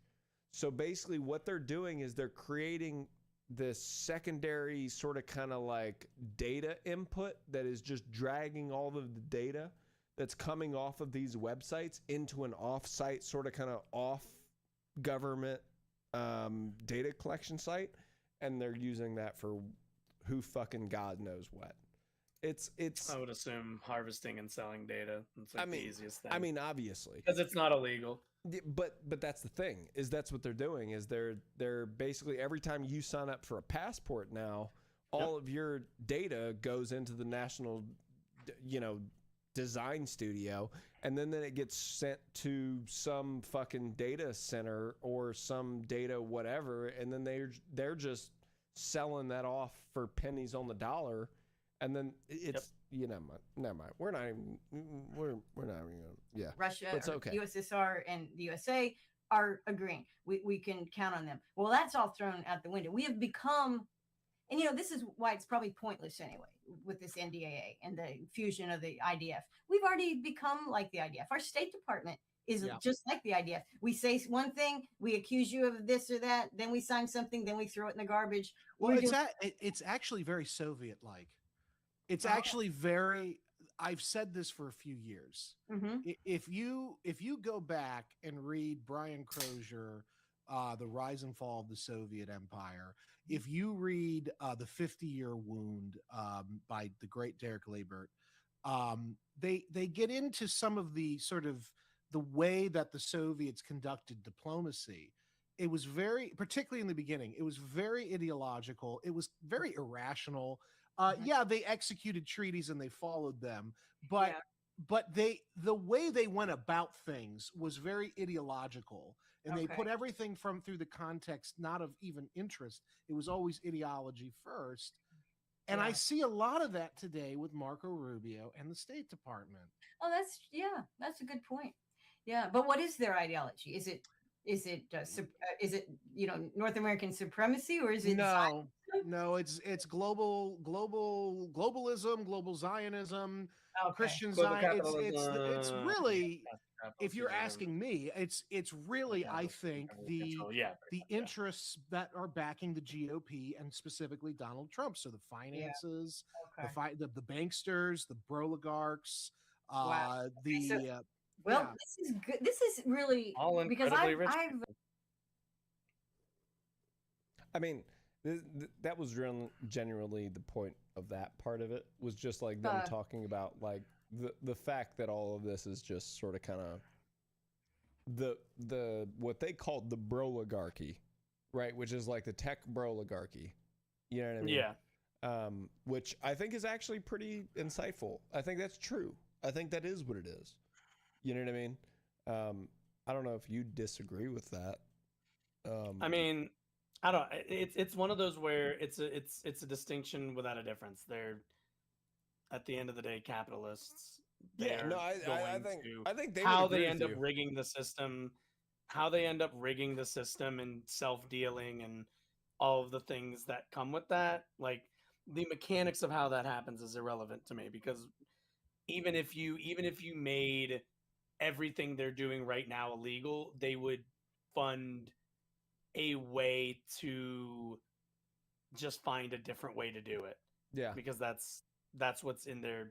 Because if they don't have to put money back into the companies, if all they have to do is sit on a dragon's hoard of money and watch it grow without any input or any care, then they're just going to do that and infinitely invest it into. Well, I guess to be fair, and I don't actually want to get into this tonight because I do want to get into this last clip. But I would say that's the inflationary system, right? Like the fact that money has to or is growing at such a rate that like every year it becomes less and less valuable, then they're having to put themselves in a situation where you have to create more growth. Not necessarily that you have to. That's probably a better way to put it. Well, you know what I mean? It's a capitalist tenet. It's a capitalist tenet of infinite growth. It's because it's because of fiat money, right? It's because we don't have a basis. No, of we what could the have money fiat is. money without those things. We could have fiat money without those things, but the way that we've built our system and financialized it, it perfectly fine. Yeah, like none of this has to do with fiat currency. It all just has to do with why and how do we organize that currency, and why do we defend, like as an example, it's like why is it that why does the government ensure that there's a 4% return on the stock market consistently? Why does the government have a interest in keeping interest rates at a reasonable down to a reasonable level and a reasonable rate? It's simply because these people at the end of the day, like, they're where all the money is, and they want to continue to see it grow.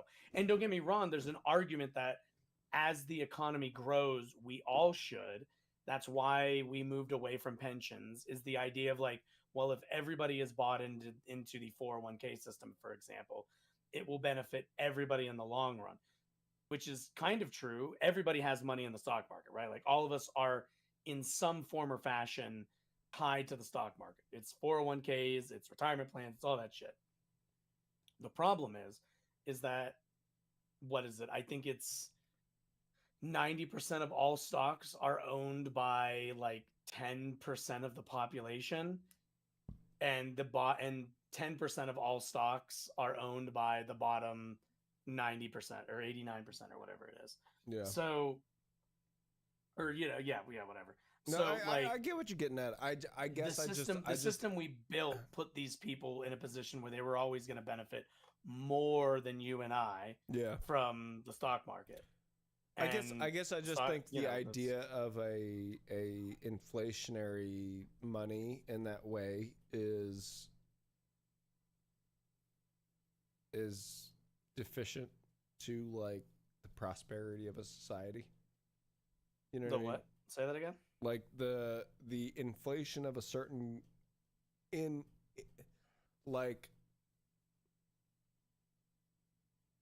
because there is no backing to fiat currency in that way, right? What do you mean? Like, there's no backing. There's nothing backing the money when it comes to fiat currency. It's just what you give the value of that money to be. Like, there's nothing saying that your dollar. Are you making like a Styx is mentioning gold? Are you thinking going back to the gold standard? No. I'm just saying that, like, it's the only way that we back money is by resource. Like, well, no, it's resources are resources. The problem the with only money reason now why is I that care, it's not backed by any resource. It's not backed by anything. Yeah, but like, so but you're just not all giving, resources are created equal. But that's the we would have the to reason agree that on you the have resource. like that's the reason you have like money that fluctuates in value, is because value in and of itself is dictated by the demand supply stuff, and also the resource, like actual ability to accumulate a resource. And so like, we're not trading resources. Like, I know what a goat is worth. A goat is worth like no, a goat is you don't know what a goat is worth, because a goat is only worth what somebody will pay for it. So it has nothing to do with but that's not true. But that's not true. We know what a goat is worth in reality. In reality, a goat is worth, again, like, no, in reality, a goat is worth whatever you'll pay for it in that moment. It has nothing to do with the market. No. You're not understanding. A goat has an objective value. You can get a objective. Okay, I'm gonna sit up because now you're not understanding. I apologize. A goat, an animal. Yeah. We know that a cow. I'm gonna move to a cow maybe. He sat up and leaned in. I know it's. This is, by the way, this is a very simple concept, and we need to be in agreement on this. Before we get into this, I want to make OMG Sticks know. Me and him argue, but that does not mean that I do not love him at the end of this, or he does not love me. We'll see. But we're gonna get into an argument real quick, and that is what it is. This should be simple. This should be simple. Okay. There is an objective number of steaks that you can get out of a cow. Yes or no? Yes. Okay. Excellent. So we understand that so you have a cow, you pick a number. Pick how many steaks you think you can get out of your cow. All right. For a round number, let's call it 50. 50. Okay, cool. Sweet. So your cow is worth 50 meals. I have a goat. Goats are much smaller. I can maybe get maybe 15 to 20. You can get goat maybe steaks. half in general from the weight of the okay. animal. That's fine. Yeah. Got it. That's fine. My point is that we can determine objectively, in reality, how much more your cow can feed you compared to how much my cow would feed you. Yes. Their values are determined by what we use them for. Currency, on the other hand, is not the same thing. We determine that based on the market price. Okay. But a market price is not as simple as I will pay you $500 for 40 of your steaks, and I'll pay $400 for 300 of.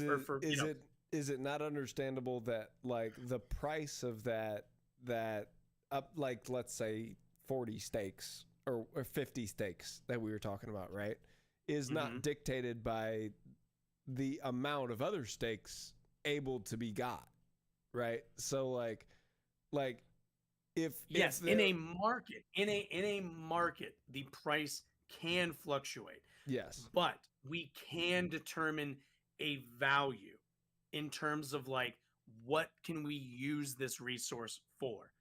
Specifically talking animals, but there are things we can figure out an objective value number for.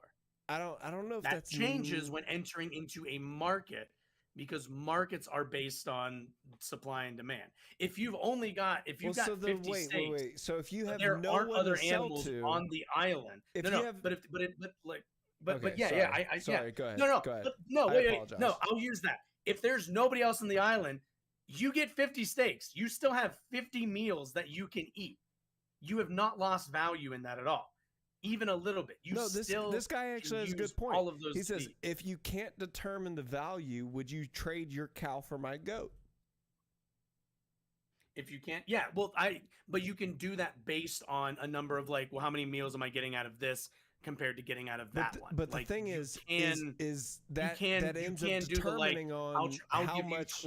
I'll give you 20 of my goat for 10 of your. But that's also based on supply and demand. If I know that I can get 2 goats from this other guy who's going to be able to get this for what, that's yes. But my point is we can find that value in nature. We can look at it and go, that cow will feed me for this amount of time. We can't do that with fiat currency. And but we can't do that generally with currency. That's my point. That's exactly my point. That might be your point. I was more specifically speaking on the alignment that we initially started on, which I now don't even remember. But as long as we are in agreement that as long as there is a shared reality that we understand that we find cows in nature, they're worth something to us. I would say it's meals for the most part. Hold on, real quick. Before this guy hates me too much, he was like, someone gonna be eating 20 goat meats and you're gonna be eating 50 cow meats. I mean, but it's also what if I goat more? But yeah, that's fair. That's Does fair. the value of the goat increase just because I like it more, even though technically a goat is worth less? But that's on an individual scale. Protein? I would agree with you, but that's on an individual scale. No, individual scale. That doesn't mean anything. That doesn't mean it. Okay. I can. What do you mean? That's why I say why would it not matter? We can make an objective. No, but we can. No, it's not that it doesn't matter. It's that we can come to an agreement on an objective value of a cow. Bitch, you're gonna get 50 fucking meals out of this. You figure out how you want to trade that, but this is what you're getting. This is what you are getting. Like there is an item in your hand, and it's worth But so this many meals. how do you dictate that value of the meal if it's not against, I guess, what other people would pay for that meal? Does that make sense? Well, I mean, yeah. Well, I mean, luckily for using a food example is really easy. No, You don't I know. fucking die. I'm just. I think that's I'm a pretty like. Well, I'm saying, that's a so pretty, for like, example, you know. as a society, if you say like, let's say like we have a society, we have this many cows, and people are gonna pay this much for this cow, whatever.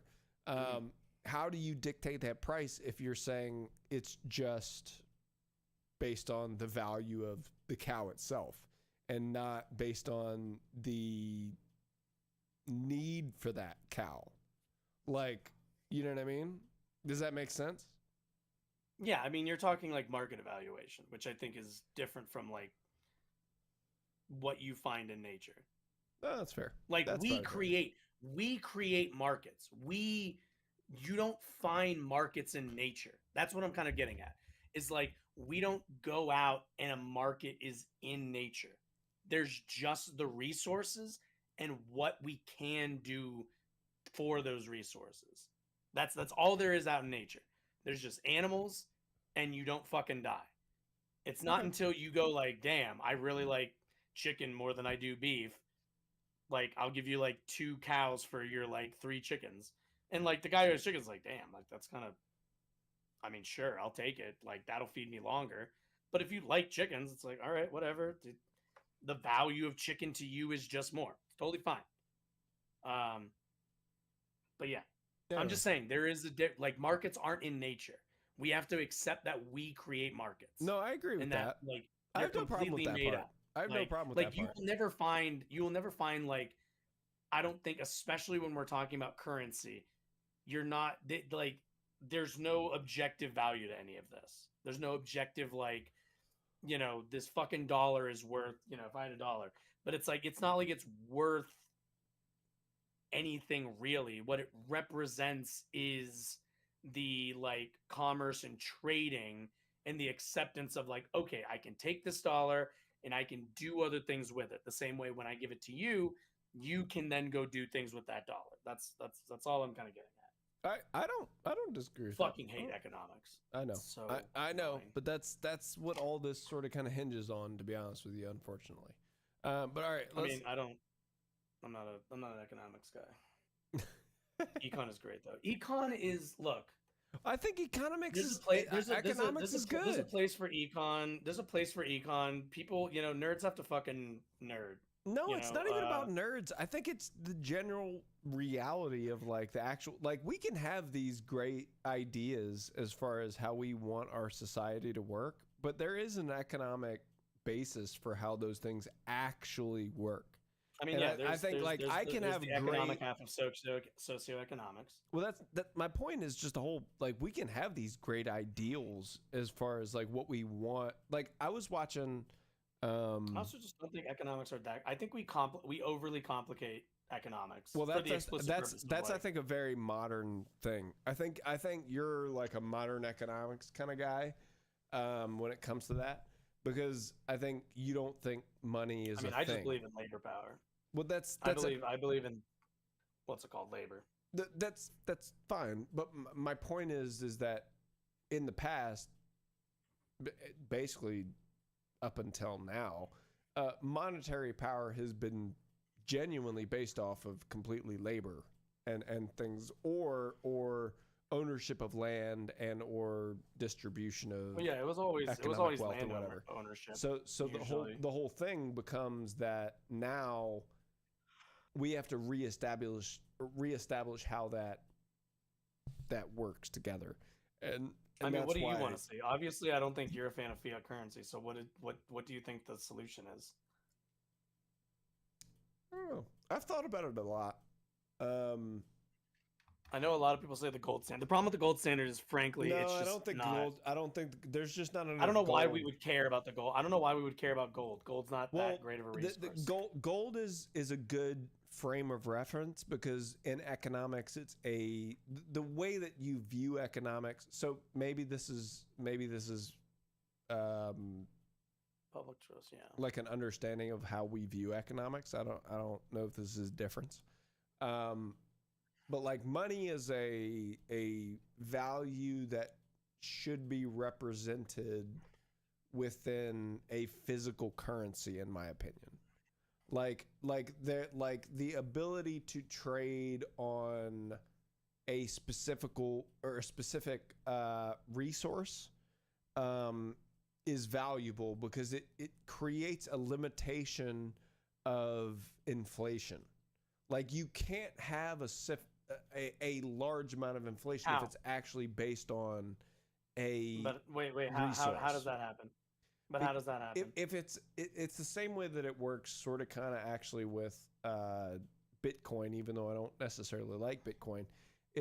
Bitcoin is a set amount of resource that is distributed amongst a society. So there is no more or less of this resource. So the distribution and understanding of this what's it called?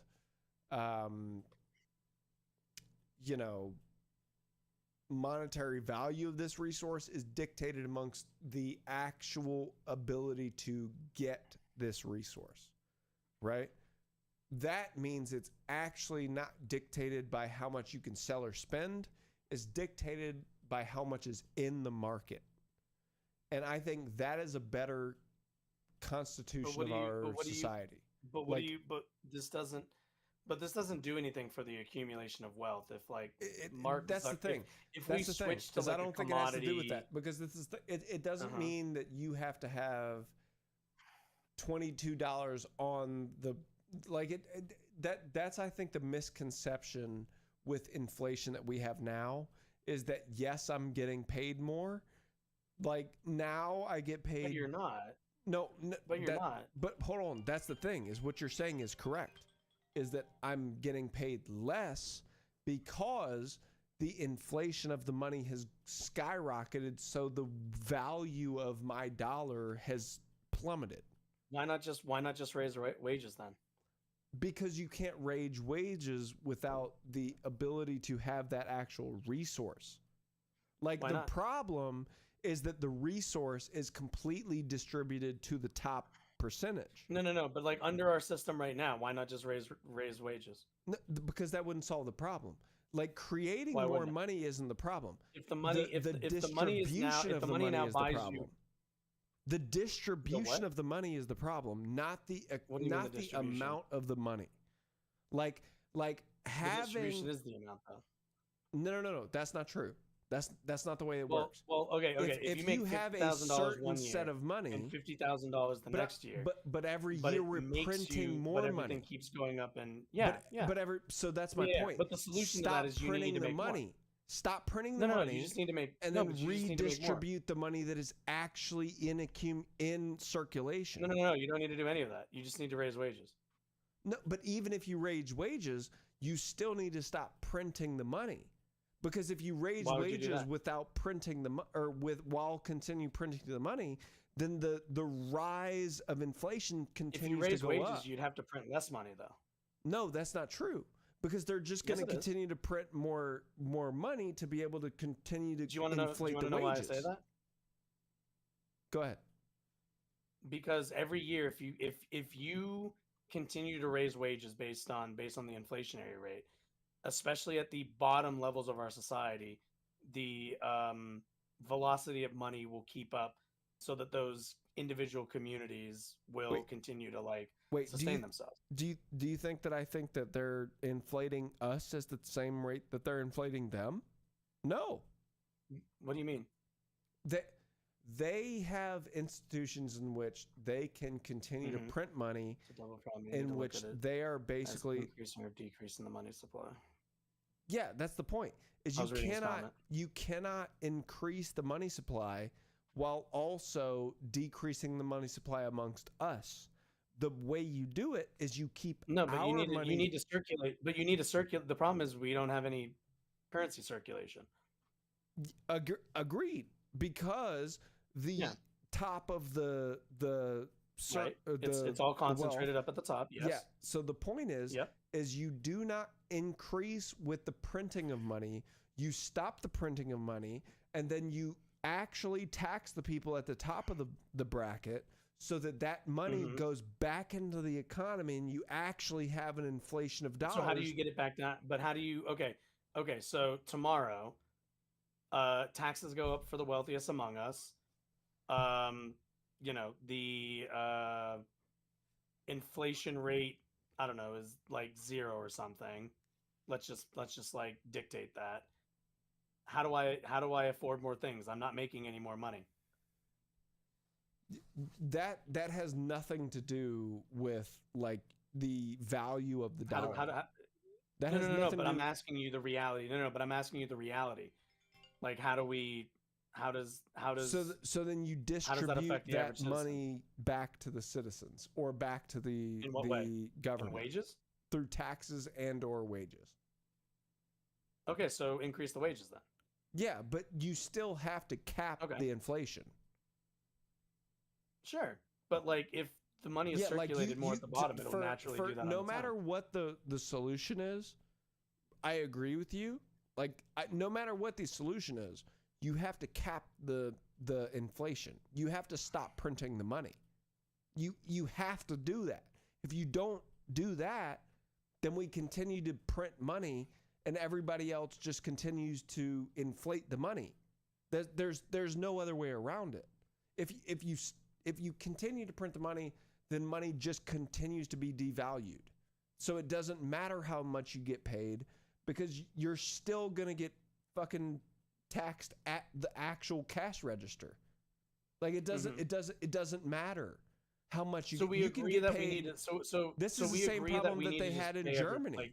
We need to raise our wages, right? But this is the same as long problem. as we agree on that, I don't really care so much about the capping inflation. I think that's a force that we can obviously we can tax the wealthier more. Decided to not. Yeah, no. Okay, cool. I'm cool with that. I'm totally cool with that. I have no problem with taxing the wealthy because they have an insane, like, just wealth. You just need to tax. Yeah, I mean, yeah.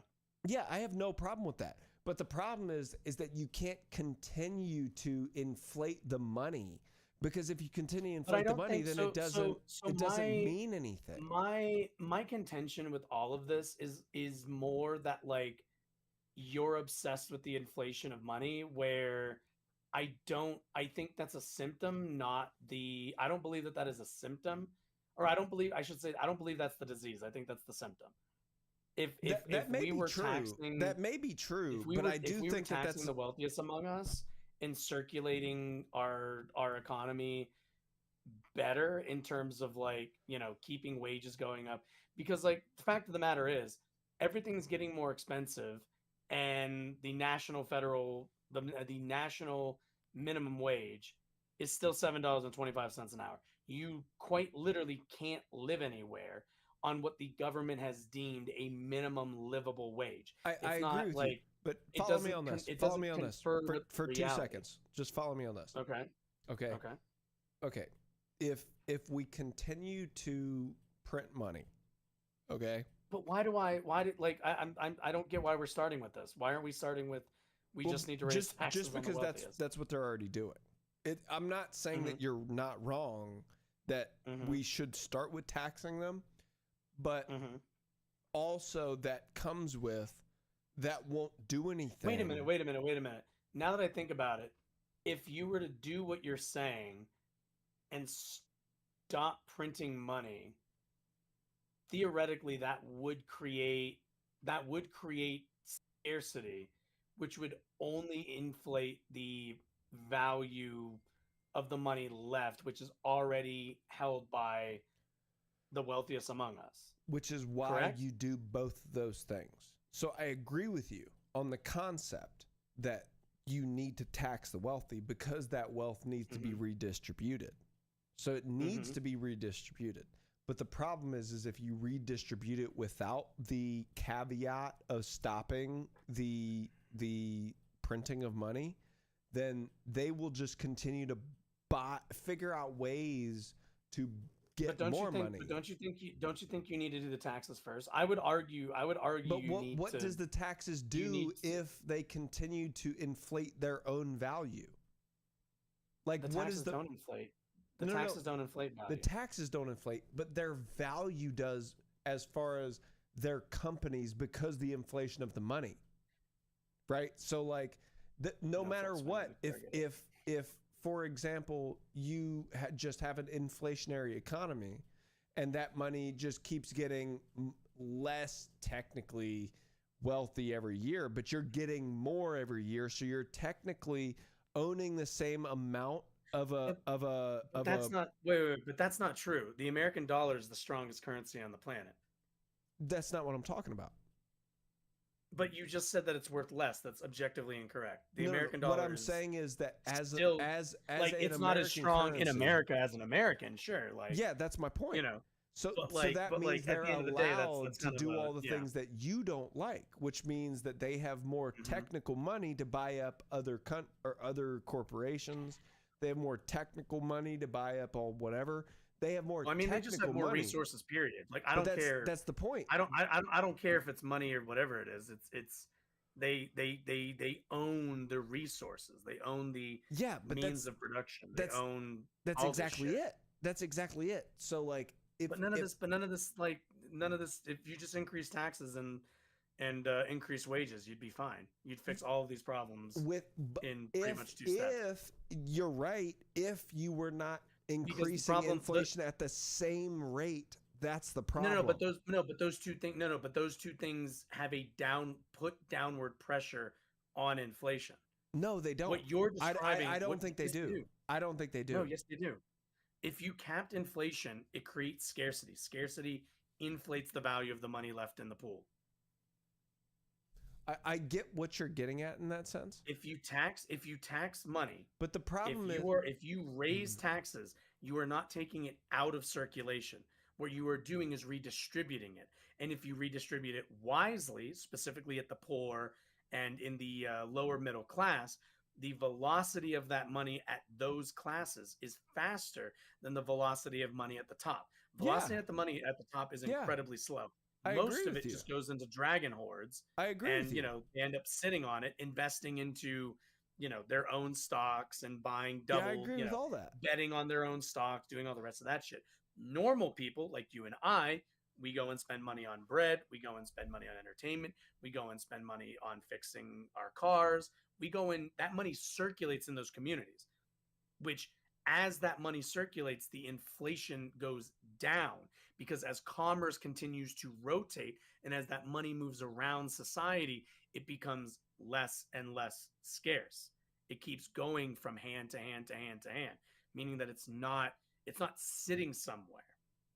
Raising wages would cause minor inflation, but studies over the last 5 years have pretty much showed it is negligible. Thank you. Yeah, but I don't have a problem with that. Like my problem is not with you don't have enough scarcity to cause significant inflation. Yeah. Well, not only that, but they keep printing money for the simple, like the matter of the fact is they keep printing more money because they don't want the inflation rate to go up. Because if they were to do that, and that's the Fed's job. But that's because it's all fake, because they know it's all based on a lie. Well, it's not based on a lie. It's based on like the agreements that we all agree that it's worth this amount. And no, it's all bullshit. That's the thing. That's the thing. It's all bullshit. But it doesn't matter. It doesn't. But it doesn't matter. It doesn't matter. We still. $1 is still worth $1 at the end of the day, or $2 is still worth $2. But that's the reason that we continue to buy into the lie is because we continue to perpetuate that is what the dollar is worth. But we know, like, I don't know if you've known what's going on in the world recently, but nobody's buying the fucking U.S. dollar anymore. They're buying the UN. They're buying everything else. That's not so my point is, that's not because of if you want to shore up the American... But that's not because of inflation. That's because of a number of economic But partially that's because the American dollar has lost its value. No, it's not. And it hasn't. It is still the strongest. It has lost its value because it can't be trusted, because we have a fucking fascist in the White House. Yes, that's why. Yes, but that that's has true. Nothing to do with that has nothing to do with the economics of this country. No, it's also because we've manipulated the markets. It's because we've manipulated the markets to such an extent. We've been manipulating the markets forever. We've owned the markets. That's kind of how it works. We're the world superpower, baby. That is the folly of our view. That is the folly. Well, That What do you is mean the folly of folly. our view. That's the reality. We've been the world superpower. No, but I understand global, that. But global capitalism has been built on the understanding that the United States was the best shepherd for global finances. That's why we globalized. That's why the great, economy obviously, because the world is going into fucking financial ruin. But okay, I mean, it's capitalism. What do you want from me? Like at the end of the day, we have headed towards a system. no, it's not capitalism. It's the way that we've. It's not capitalism. It's the way that we've. No, it is. It's perpetuated capitalism. this. It's capitalism. It's capitalism. But It's that's capitalism. my point. Every single time, it's capitalism because we have a system that is driven by the richest among us, who deal amongst themselves, who buy smaller companies in other countries, end up creating small monopolies in those countries, and continue to financialize. Well, they so buy their I own don't see stock, why you they have an hype their issue own then with stock, my concept of the idea of us devaluing the dollar. If you understand that, because it doesn't. What you're complaining about has nothing to do with what you're talking about. What do you mean? Thank you. It's 100% capitalism. Because the whole concept that I'm saying Until trade happens, is that basically why does this matter? Why does this angle matter? I don't understand. I've heard this from other people, and I've yet to hear an understanding as to why the fuck any of this matters when we have a clear, obvious wages have stagnated because our government has been bought by capitalists with the explicit intent of keeping wages low. If wages had kept up, we would not be in the place that we're in. Go look at France, go look at Germany, go look at Europe. Generally, as bad as those countries are, which they have problems with neoliberalism, but they do not have the issues with income inequality that we have here. What you're trying to address at the end of the day is an income inequality problem. What I'm saying is that the obsession over the inflation rate and the value of the dollar is not that relevant to this. If you want to solve these problems, people need to get paid more, people need to organize more and have a right to do so. But also, at the end of the day, you have to increase taxes and circulate the wealth more in the places where it is going to circulate better. I have no problem with any of that, though. That's the thing. In the hands of the many. I have no problem with any of that. I know, but you've never. But the thing you're interested is the let's devalue the dollar, which to my understanding. No, I just think that we've already devalued the dollar so much that I don't think it's possible. It's not. It's the strongest. The dollar is still to this day, whether it deserves to be or not, the strongest currency on the planet. And the idea that we would devalue it more for Americans would do so much harm to the average person. What you're advocating for could theoretically fix the system, but would plunge millions into deeper poverty. It would maybe fix the system.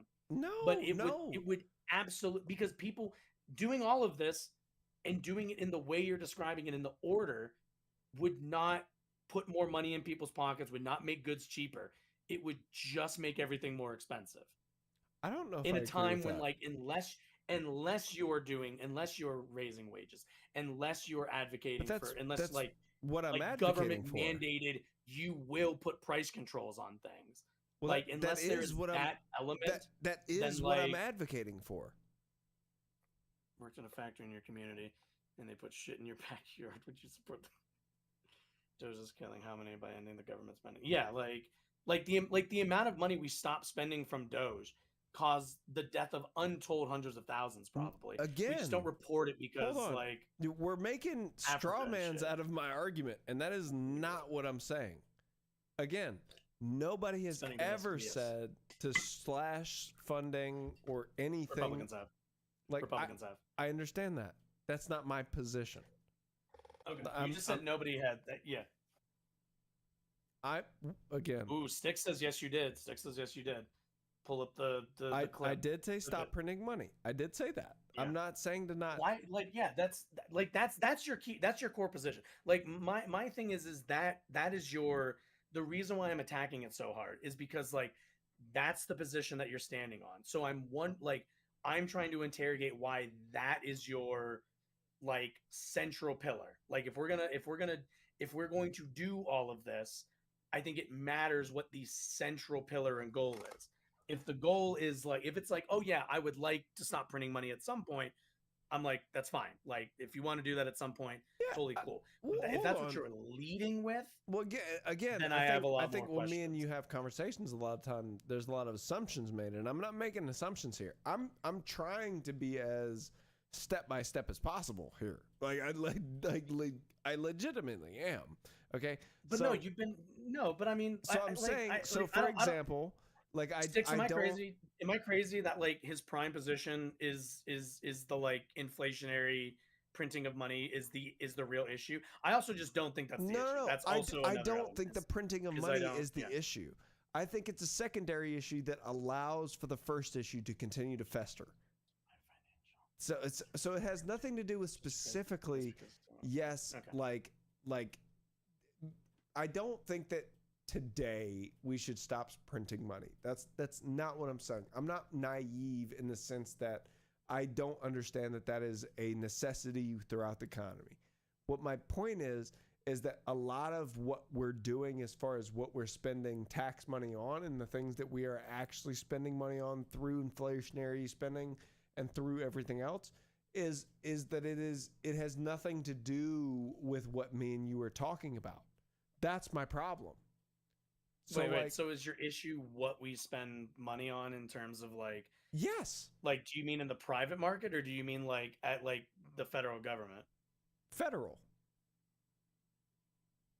Okay. I mean, yeah, we spend money on capitalists. What's the like? I've been saying again, my point isn't that like you should have some sort of kind of fiat, whatever, just unlimited. You're able to print however much money you want.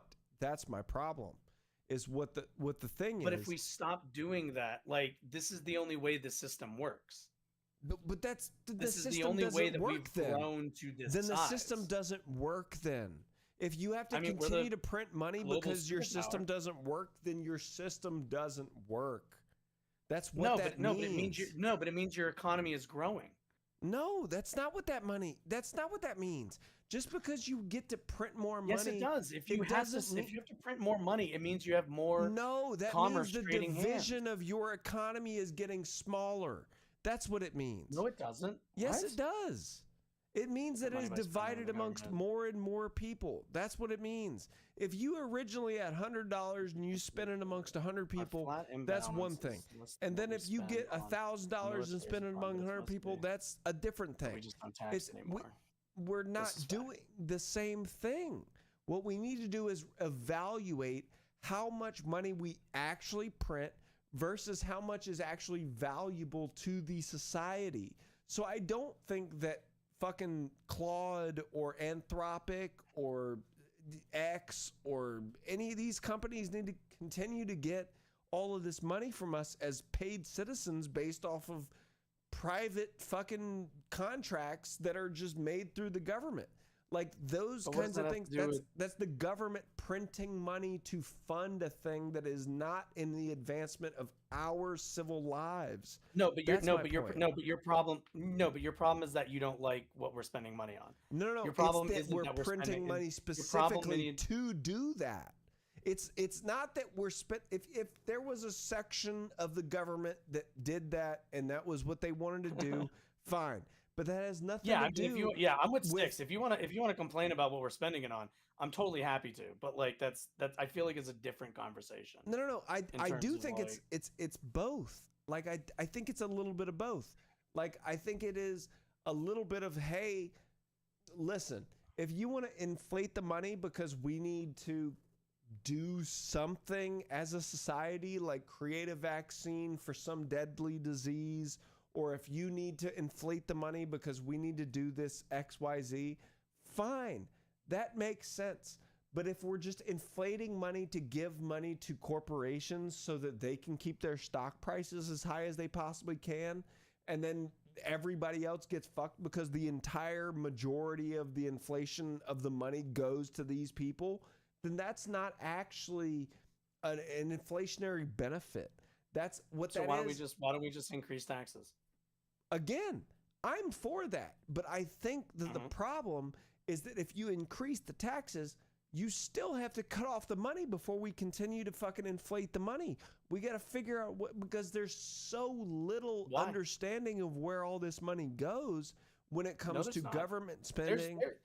There's not that much ambiguity. I'm talking $9 billion in Pentagon money. Like, well, yeah, I mean, that's where the money goes, dude. Yeah, but that's the point. Our largest expenditure is Social Security and Medicare. This year in itself, I think we tripled our fucking defense spending. So we're just printing money to be able to fund things. And why do we do that? And why do we do that? But my point is that regardless of the point... No. Why do we do that? Why do we spend so much on the military? Capitalism. Do you want me to say that? I don't agree with that. I don't want you to say it so much as I want you to understand it and believe it. I don't agree with it. Then how do you explain it? Because it has nothing to do with capitalism. Now I'm going to do it again. Now I'm going to set up again. The government. The government and power. How do you explain? Power and the government. Power and the government. That is what it comes down to. I can't do this. Sticks, you need to tag in. I can't do this. I can't explain every way that it is capitalist influence every time. I don't even think that capitalist involvement isn't involved. I think you're right that has something to do with it, but that doesn't have to do with what I'm talking about. I think we're making separate arguments. How could it possibly not be? I need an explanation from you then, because before we ever do this again, I need to understand what you think the force is that gets us to overspend on the military. I think it has a lot to do with I need to know what the system or what the framework or what the I need to know this, because it like when you say it's not capitalism, or at the very least it's not capitalists, I'm just like, how? I think it's a compounding of power. How do we explain this? A compounding of power that has nothing to do with any financial system. Explain anything. It doesn't matter what financial system. Conflicts by it has nothing to do with financial systems. Like genuinely. Okay. How can it not? When these senators go from serving in the military to weapons manufacturers to serving in the government and back into weapon manufacturing, how could it possibly not? When Northrop Grumman, fucking Boeing, all of these guys explicitly give campaign donations to party officials and to politicians who advocate explicitly for the expending of more and more money into the military. That's my point. That's my point. That's the point. No, it's not. It is. No, it's not. Is there? Because you're not. No, you're just describing the problem.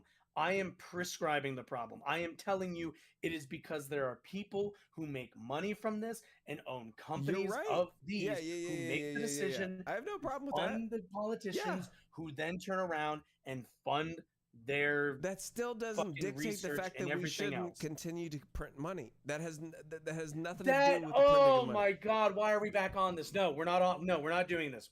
No, we're not doing this. We're not going back to the printing money thing. I need you to explain how the system gets to where I walked in to hear that. I need you to explain how we got into a system like this. I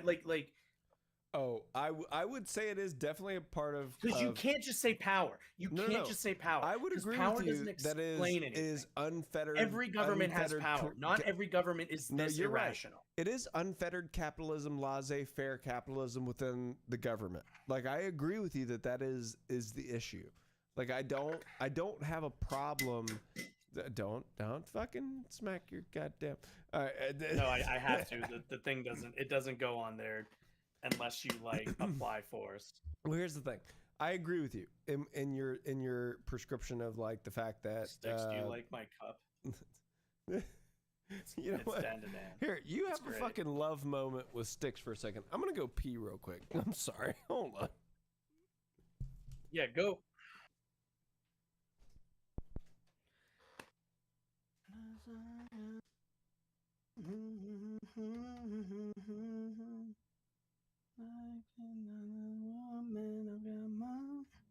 Power. What did I miss? It's just code. I still I just the dynamic, which if you continue watching Sticks, which I would be appreciative. You're fun to have here. But the dynamic generally is I come in here and say it's capitalism and explain how the forces of capital control a lot of the levers of power in our society. And Cody sits there and goes, I think it's just government accumulating power. And it's like there's like one more layer. There's like there's one thing sitting right above them. And he also just never wants to admit that it's capitalism. You might see it might be fun to watch from your end, but I get exacerbated.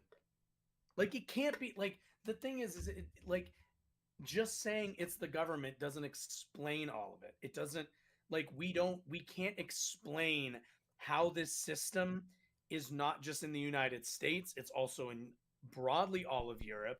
I would argue China and every other like developed world has the same system as us and has shockingly the same kind of oligarchs and sometimes the exact same oligarchs. So it's like just government seeking power just doesn't answer.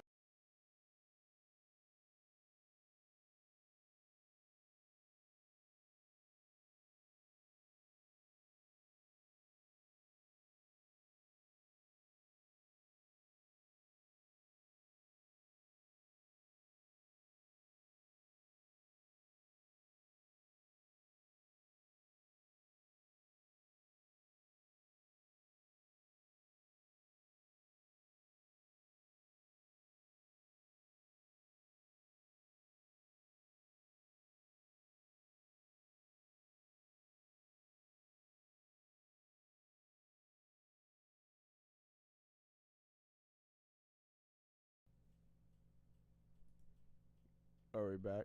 Oh wait, no, wait. We are, but it's on only one side.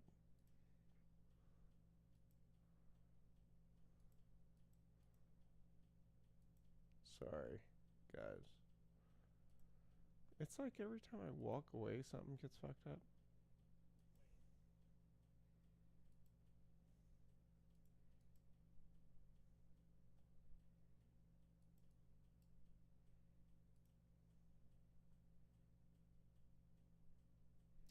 I did not sit down and hit anything. I changed it. You know what? You know what? I don't need this aggressiveness going on right now. Okay, there's a lot of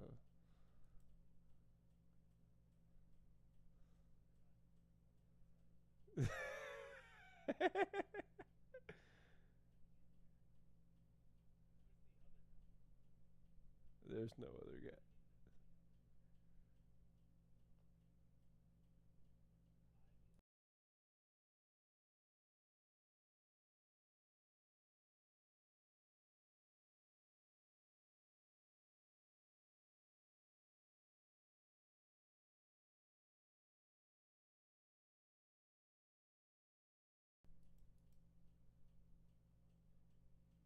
Why is it doing this?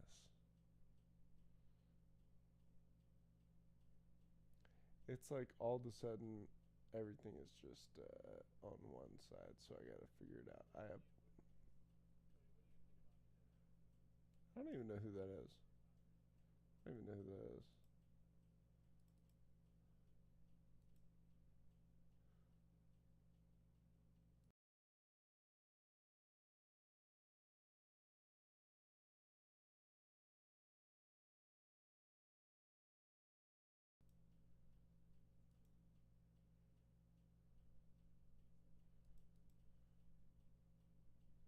What the fuck is going on? I apologize. I'm so sorry. OMG Sticks, you're finding you're seeing the like the random. Okay, that still didn't do anything. What the fuck?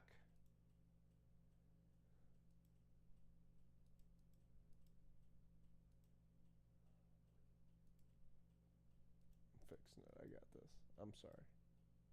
I'm an audio engineer. I promise. I'm an audio engineer.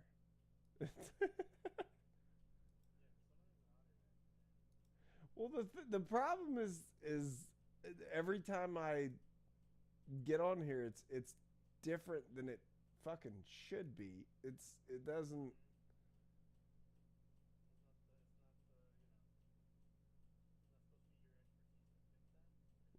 You know what, man? I don't need this shit right.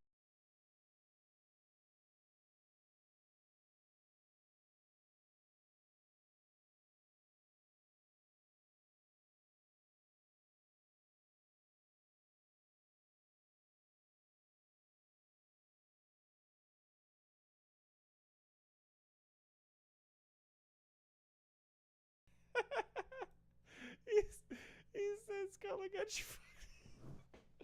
Sorry, he's talking about the audio interface, and I'm not gonna lie, that hurt my feelings. That hurt my feelings so bad.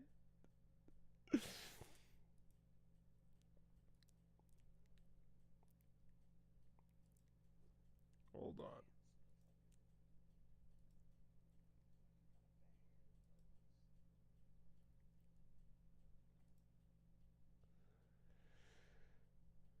Let me see here. No, it should. God damn it!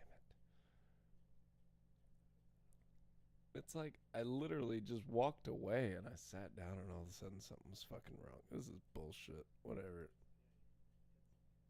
I didn't even hit anything. Fucking.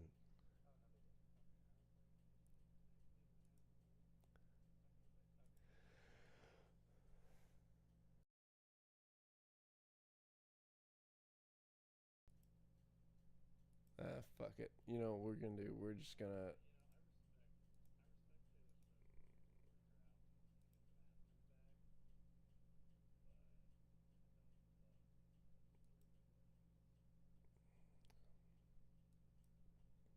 I just want you to know that hurt me. That hurt me, OMG. That hurt me. That hurt me. You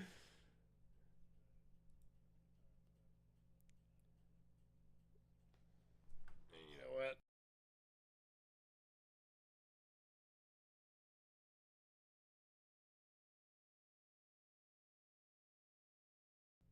There. No. Still one side. What the fuck?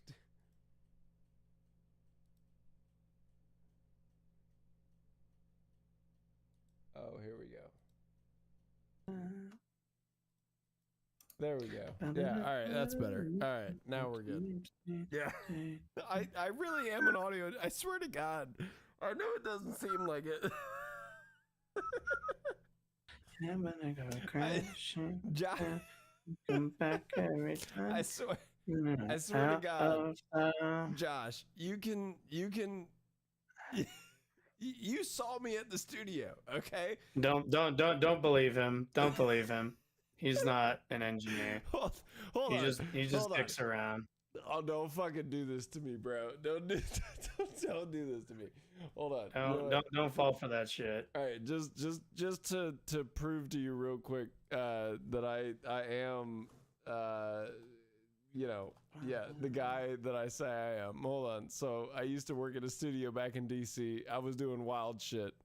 Let me see if I can find the video that I made here. What order is this? You can tell me if you like it or not. I don't really give a shit. Let me see here. Where was it? What's the song that I made, man? That was at the studio back then. It was Oh shit! I'm so bad at this. I was just looking for I'm so bad at this. I don't even care anymore. I used to be good at music. Now I'm just here. What's it called? Oh, it was a music. That's right. It was this video. Okay. Oh yeah. Wait. We never go out of style. We never go out of style. That's what you're doing right now. That's what we're into.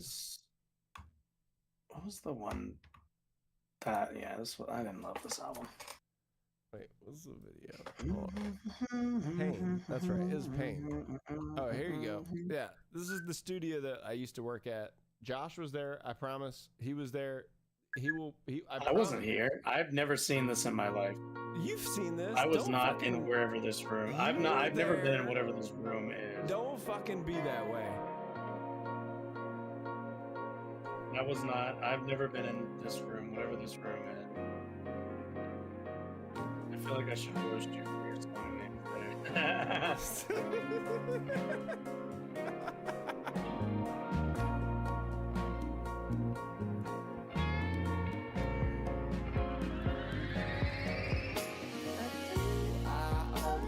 Chase the pain, whiskey and wine. Oh, and they always seem to feel the same. Losing my mind.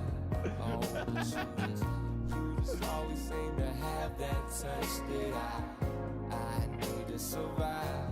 Oh, and yes, it's just so cool the way you move and the way you die. I promise I play all those instruments. I know it looks like I don't, but I promise I do. I also do stuff every week or every month. So like I did this batch. This is coming out today, actually. Like this one's pretty cool. Can Styx even hear me? Did we fix? I'm sorry. We fix whatever. Yeah. I don't want to be an emperor. That's not. Can he? I don't think he can. I can't. Wait. Okay, excellent. Good. It's most important then. Six, what do you listen to? What's your current jam?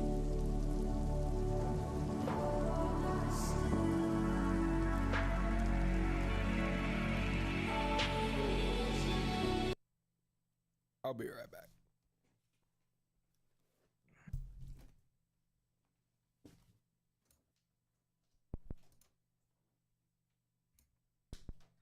Dun, dun, dun, dun, dun, I cook an angel and dress like crazy. What was my last year? Oh. Really espresso? Yeah, no, that makes sense. 2025, yeah. What's my list look like? Officer. There's a guy who does acoustic covers on YouTube, Peter Spiker. Can I, let's see.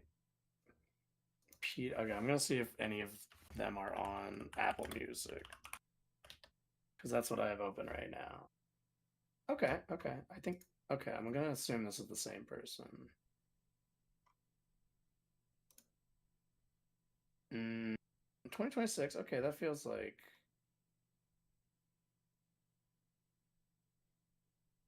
because of his cover of Perfect Circle. Okay, yeah, let me go. I'll go. Let me see if I can pull it up. I can't put it on screen, but let's see. He's a Perfect Circle. God damn it! I can't fucking type. Fuck. What was I about? What was it again? That's what it is. Let's see. Okay.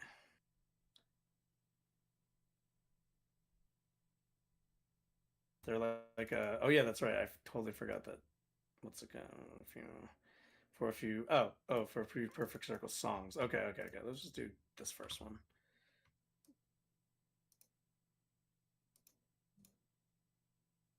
Okay.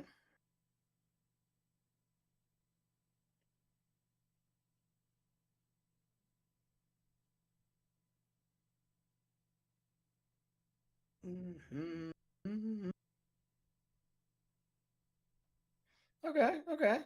I fucks with this. This is pretty good.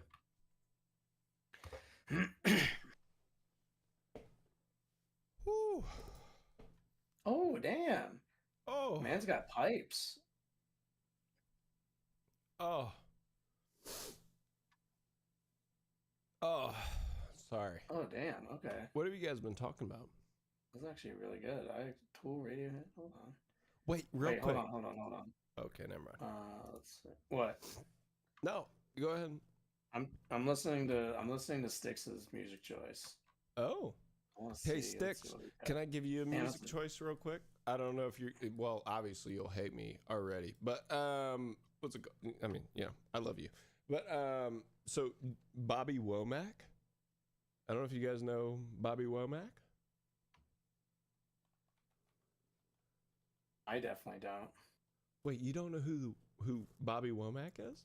That sounds like, and I mean this with all my heart, a dumb fucking name. Let's see, right? All right. Well, you're gonna feel bad about it in about 2 seconds. Is there a song? I want to see if there's a song from this acoustic guy that I actually know. That I can actually. Oh, okay. I might add this to my. You know what? I can add this to my library. I'll throw his album in here. It's only like 7 songs. Okay. Well, real quick. Fucking Bobby Womack. Hold on. Shut the fuck up. All right. Drain You, Kinetic. Yeah, hold on. I don't know. Josh, you've heard this song 1,000 times. What song? Across the 110th. Me and Jamal have played this 1,000 times. Okay, this is. Hold on now. Right. I was the first brother of 5, doing whatever I had to do to survive. I'm not saying what I did was all right. Trying to break out of the ghetto was a day-to-day fight. Is there a reason why you mentioned this person? I did. I knew there was a better way of life. Wait, you don't know this song? I can't say I do. I mean, I've probably heard it before. I can't say it's. Okay, well, he's super. He's big in this era of like soul, like 80s, 90s, DC soul, jazz soul, if you will. And he has some granddaughters that are getting it. Dude. They're That's good. Like.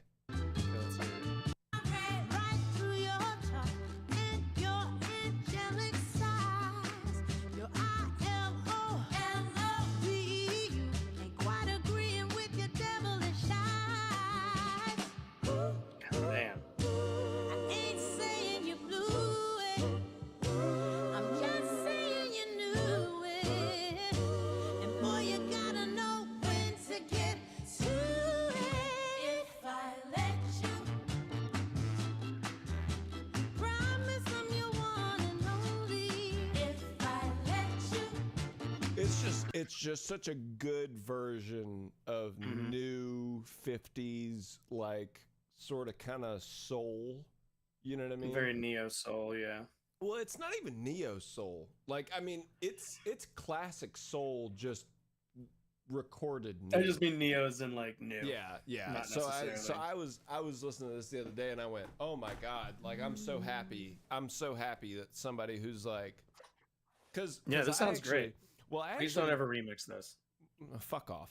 I fuck you. But I OMG, you can go fuck yourself too. You know what? Look, man, I'm just saying. Sounding yeah. This is getting really aggressive coming at me right now. All right, there's a lot of aggressive emotions coming at my direction, and I don't like it whatsoever. But okay. But anyway, yeah, I just love that they are continuing like they're sort of, because I work with a dude who I think Bobby Womack is his uncle or something, and so like I was like, when I saw this I was like, oh shit, I mean, oh wow, no, I really am not, honestly. I'm okay. I don't mind. The album coming out. Dude, what song is this? Oh yeah, no. I haven't done the remix for this yet, so I am gonna do one. No, I don't. I'm going to. You don't have to do that, man. You don't have to do that. It's fine. I'm gonna do it. But okay. I don't know why some of you are like, let's ruin songs. Oh, it's this. Oh, it is Oh, okay. The album for this is coming out next month. Nice. Hey, I do some good. Yeah, I'm gonna add this. I'm just gonna have this on the dock, ready to go. Wait, that's so mean. Dude, you know, thank That's you. what I'm it's just giving me. It's giving me real like Steely Dan vibes too. It does have mad steel like.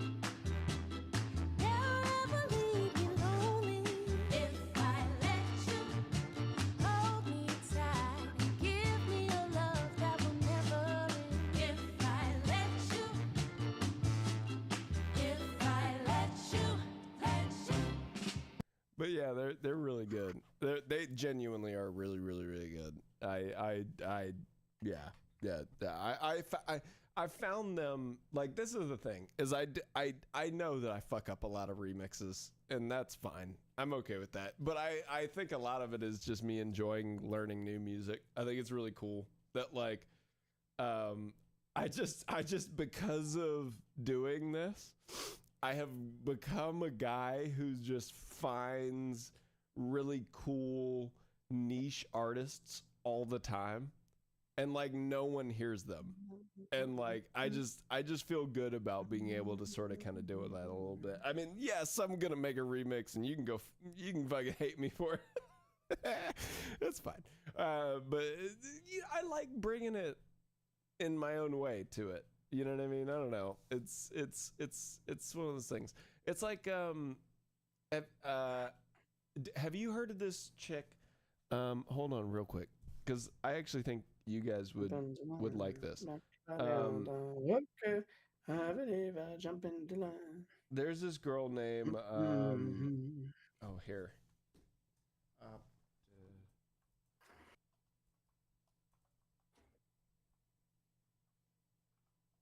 Sorry, I gotta. Hold on, how do I spell this?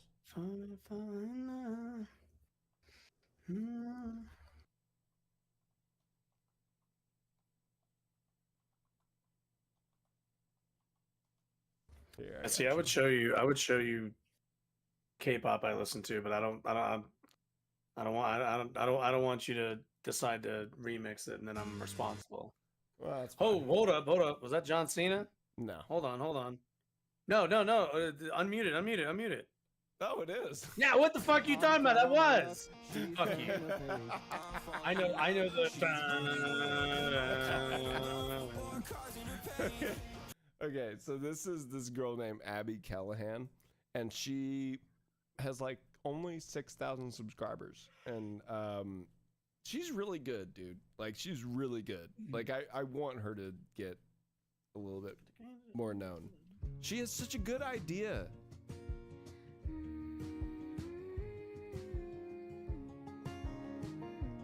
Decent production value in this video. I've been on to be a little easy on a Saturday. Known to smoke a cigarette then throw up in the alleyway. Checked off greed and lust in a church pew. Had confession in the red door bathroom. Who can really say where you can talk to Jesus anyway? Anyway, everybody's fighting everywhere I look. Every side swears they're reading the right book. Jury's still out on my eternity, but I ain't too worried. I'm optimistic. Glass half full type shit. I don't know. I'm sort of kind of into that kind of vibe now. Like the almost folky sort of kind of vibe. You know what I mean? Like there's this one real quick, actually, now that we're on music stuff. There's this track. Oh fuck. You should play this, but don't process it at all. Oh, just play it. Just play it. Don't think about it. Just okay. Yeah, All right. just hit the play. Just open it, hit the play button. All right, say less. I'll do it. You think I'm not?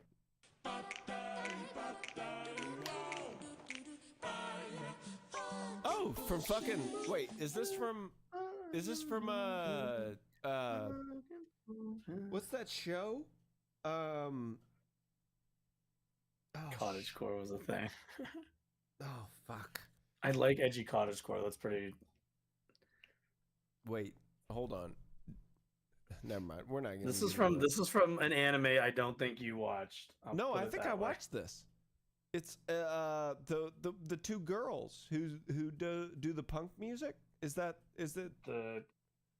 I don't remember. Well, they might do punk music in the second season, but it's Carol and Tuesday. Yeah, I watched Carol and Tuesday. Did you watch the second season? I didn't get her. I didn't. I started watching the second one and I never watched the rest of it. I watched like the first two episodes, but I think it was you who recommended this to me actually, because I was like, this is a super cool show. Like, cause it's just like.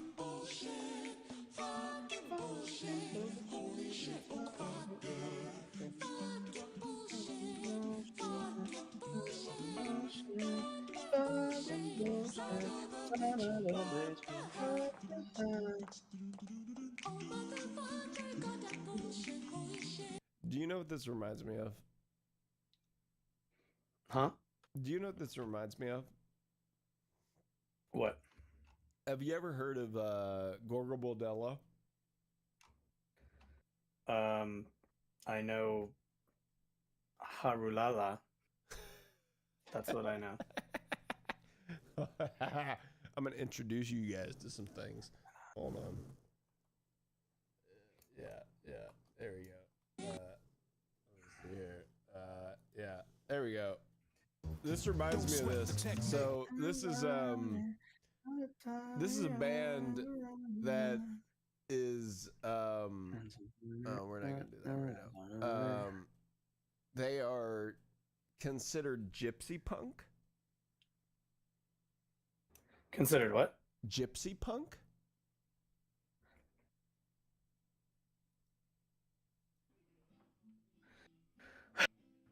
Man, world has not been the same since New Jeans ended. Just a tragedy. Start wearing purple, wearing purple. Start wearing purple for me now. All your sanity and wits, they will all vanish. I promise. Oh, hey, it's my video. It's just a matter of time. So, yeah. Start wearing purple, wearing purple. Start wearing purple for me now. All your sanity and wits, they will all vanish. I promise. It's just a matter of time. I know you since you were at 20. I was 20 and thought that I just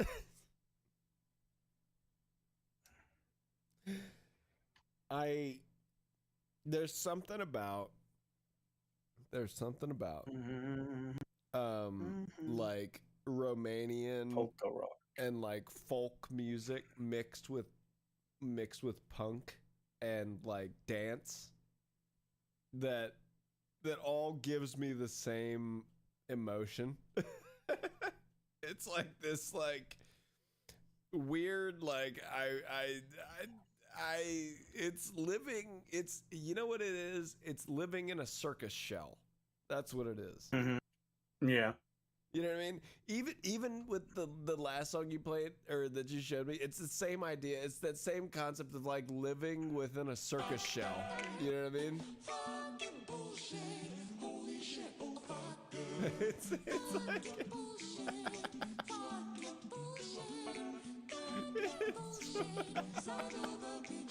it's wild, dude. Anyway,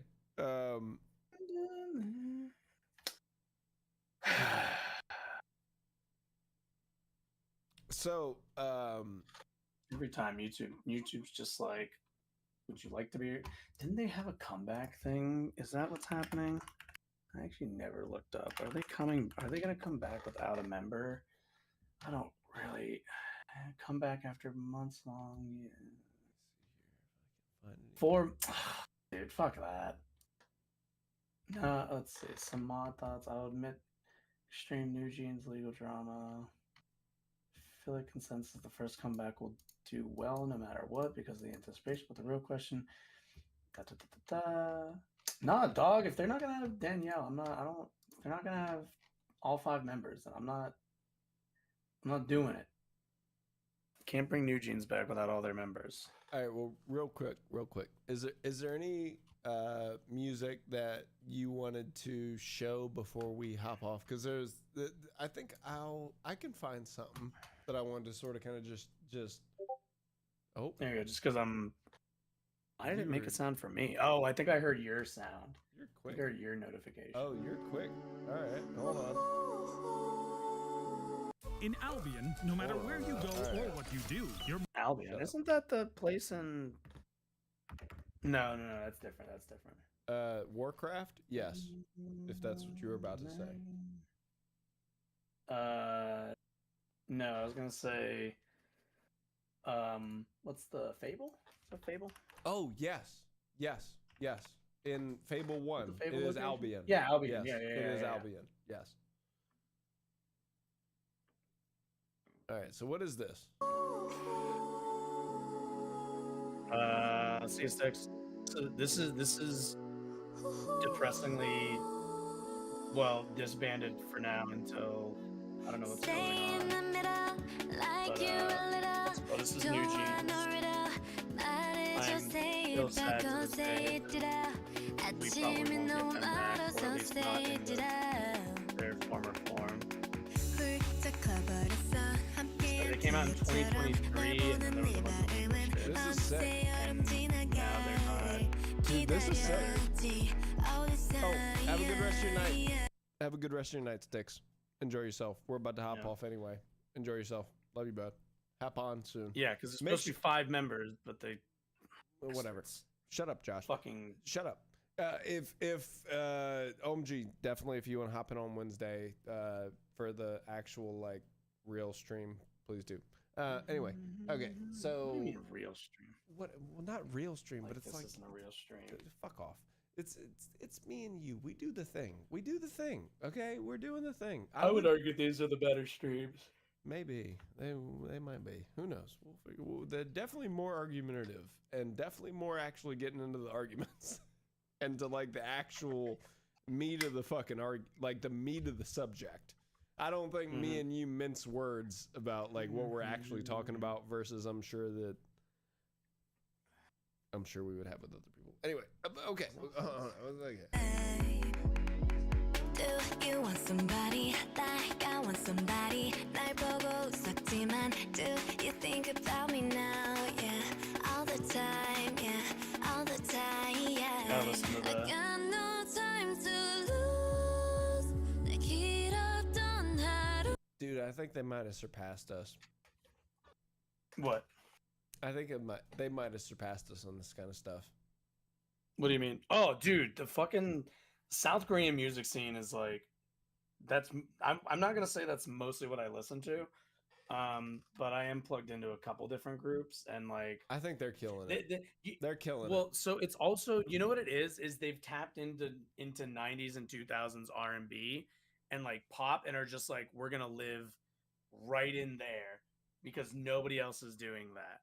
Yeah. And like some of the vocalists they have is just like go back. You think I about need me to now? hear this. This part is what got me. I was like, oh. You want somebody like I want somebody. This shit 날 is 보고 fucking slapping. 웃었지만 do you think about me now? Dances, all the time, yeah, all the time, yeah. I got no time to lose. 내 길었던 하루. 난 보고 싶어. 라따따따 울린 심장. I got nothing to lose. 널 좋아한다고. Like, it's so over. It's so over for the West. Yeah, Sadly, this group ran into legal bullshit, which was honestly a lot of industry scuttlebutt. And now one of their members is just straight up not there, is straight up gone, and then they haven't made music in like 2 years, and it's like, or maybe like a year and some change, but it's like, well, that's bullshit. We all are worse for it. Yeah. All right. Well, let's end off on this. Just a little bit of a funny sort of kind of moment, if you will. Said, I think that joke is a lot funnier if it's about China. say it at Vietnamese people on the bus. We put it. It's Australia. I'm glad the Queen is dead. So she doesn't have to live to say what they done to England. We say it in Australia, we say, this is Australia. We say it at Vietnamese people on the bus. We put it, it's Australia. You better speak Australian if you're in Australia. And that's not racist because it's our culture. Taking it away from us would be the racist. Anyway, a lot of people say it. The Chinese say it. The Chinese love saying, this is China. Yep, sadly, they keep saying it in places that are not China. You know? They say it in Hong Kong. They say it in Tibet. They say it in parts of the sea. That joke was originally about Israel, but my manager asked me to make it about China for some reason. I don't know why. My manager, my accountant, my lawyer, my agent, everybody said, I think that joke is a lot funnier if it's about China. I mean, I'm trying to fit in, all right. You guys have to, I'm not allowed to talk about Israel. You guys have a First Amendment, and that's great. I'm here on a visa, I don't have one. And that's one of two things I'm not allowed to talk about. I also don't have a Second Amendment right. I'm not allowed to own a gun that the government knows about. But I am in Texas, and it's so easy. Anyway, I do have a 13th Amendment. I'm not allowed to own a slave, but the first two amendments, no First Amendment. There's genuinely two things I'm not allowed to talk about. One of them is criticizing. Marco Rubio passed a thing that if you criticize Israel, you can lose your visa. I'm allowed to criticize America all I want. I'm not, if I criticize Israel, I'm genuinely, but I wouldn't want to. What is there to complain about at all? Genuinely. Too peaceful. That's all I would say. Listen, where's the camera? I love Israel. I love it. I'm a big fan. Sir, what is the month that comes after June? July. I would never say that. You know? I prefer to call that month Jew Tell the Truth. I think that's a better name for that month. I'm sorry. This is one of my favorite comedy specials of all time. Is just an Australian dude doing a whole entire hour about black Israelitism and talking about like how he can't talk about Israel. It is one of the greatest comedic achievements of all time, Josh. Is an entire hour talking about how he can't talk about a thing, but he's talking about it the whole time. It's my favorite thing. Maybe that's what we need to. Maybe that's what we need to do. All of our streams together need to be not allowed to talk about Israel. Or capitalism. The entire thing is him just being like, well, they said it had to be about China. Like the entire show is him being like, it had to be about this, but it has to be about this. And I can't say anything about this, so I'm going to talk about this. It's one of the greatest things I've ever seen. Anyway, that is just a random, it was a good time. All right. Well, I love you, bro. And love you too, brother. I said we'll do something. Next week is going to be on Wednesday at least. I'm going to be talking to Scott Horton, which is going to be awesome. Hopefully, if everything works out. I want to talk to him about libertarianism. I want to talk to him about a couple of things me and Josh got some issues with. I'm sure that there will be more issues later. And if he graces us with the ability to do it again as a duo podcast, I'm sure that Josh would love it. I mean, look, I'll beat around libertarians as long as people will let me. Well, we'll see how that goes. I want to ask him about the roads. I want to hit him with the classic, like, what about roads? How do we do roads? I mean, we're not gonna get. You know what? I'm just gonna end it there. I'm not even gonna get into it. But all right, man. Well, I love you, man. We'll talk to you soon, and I hope everybody had a good time tonight. All that kind of good stuff. Yeah.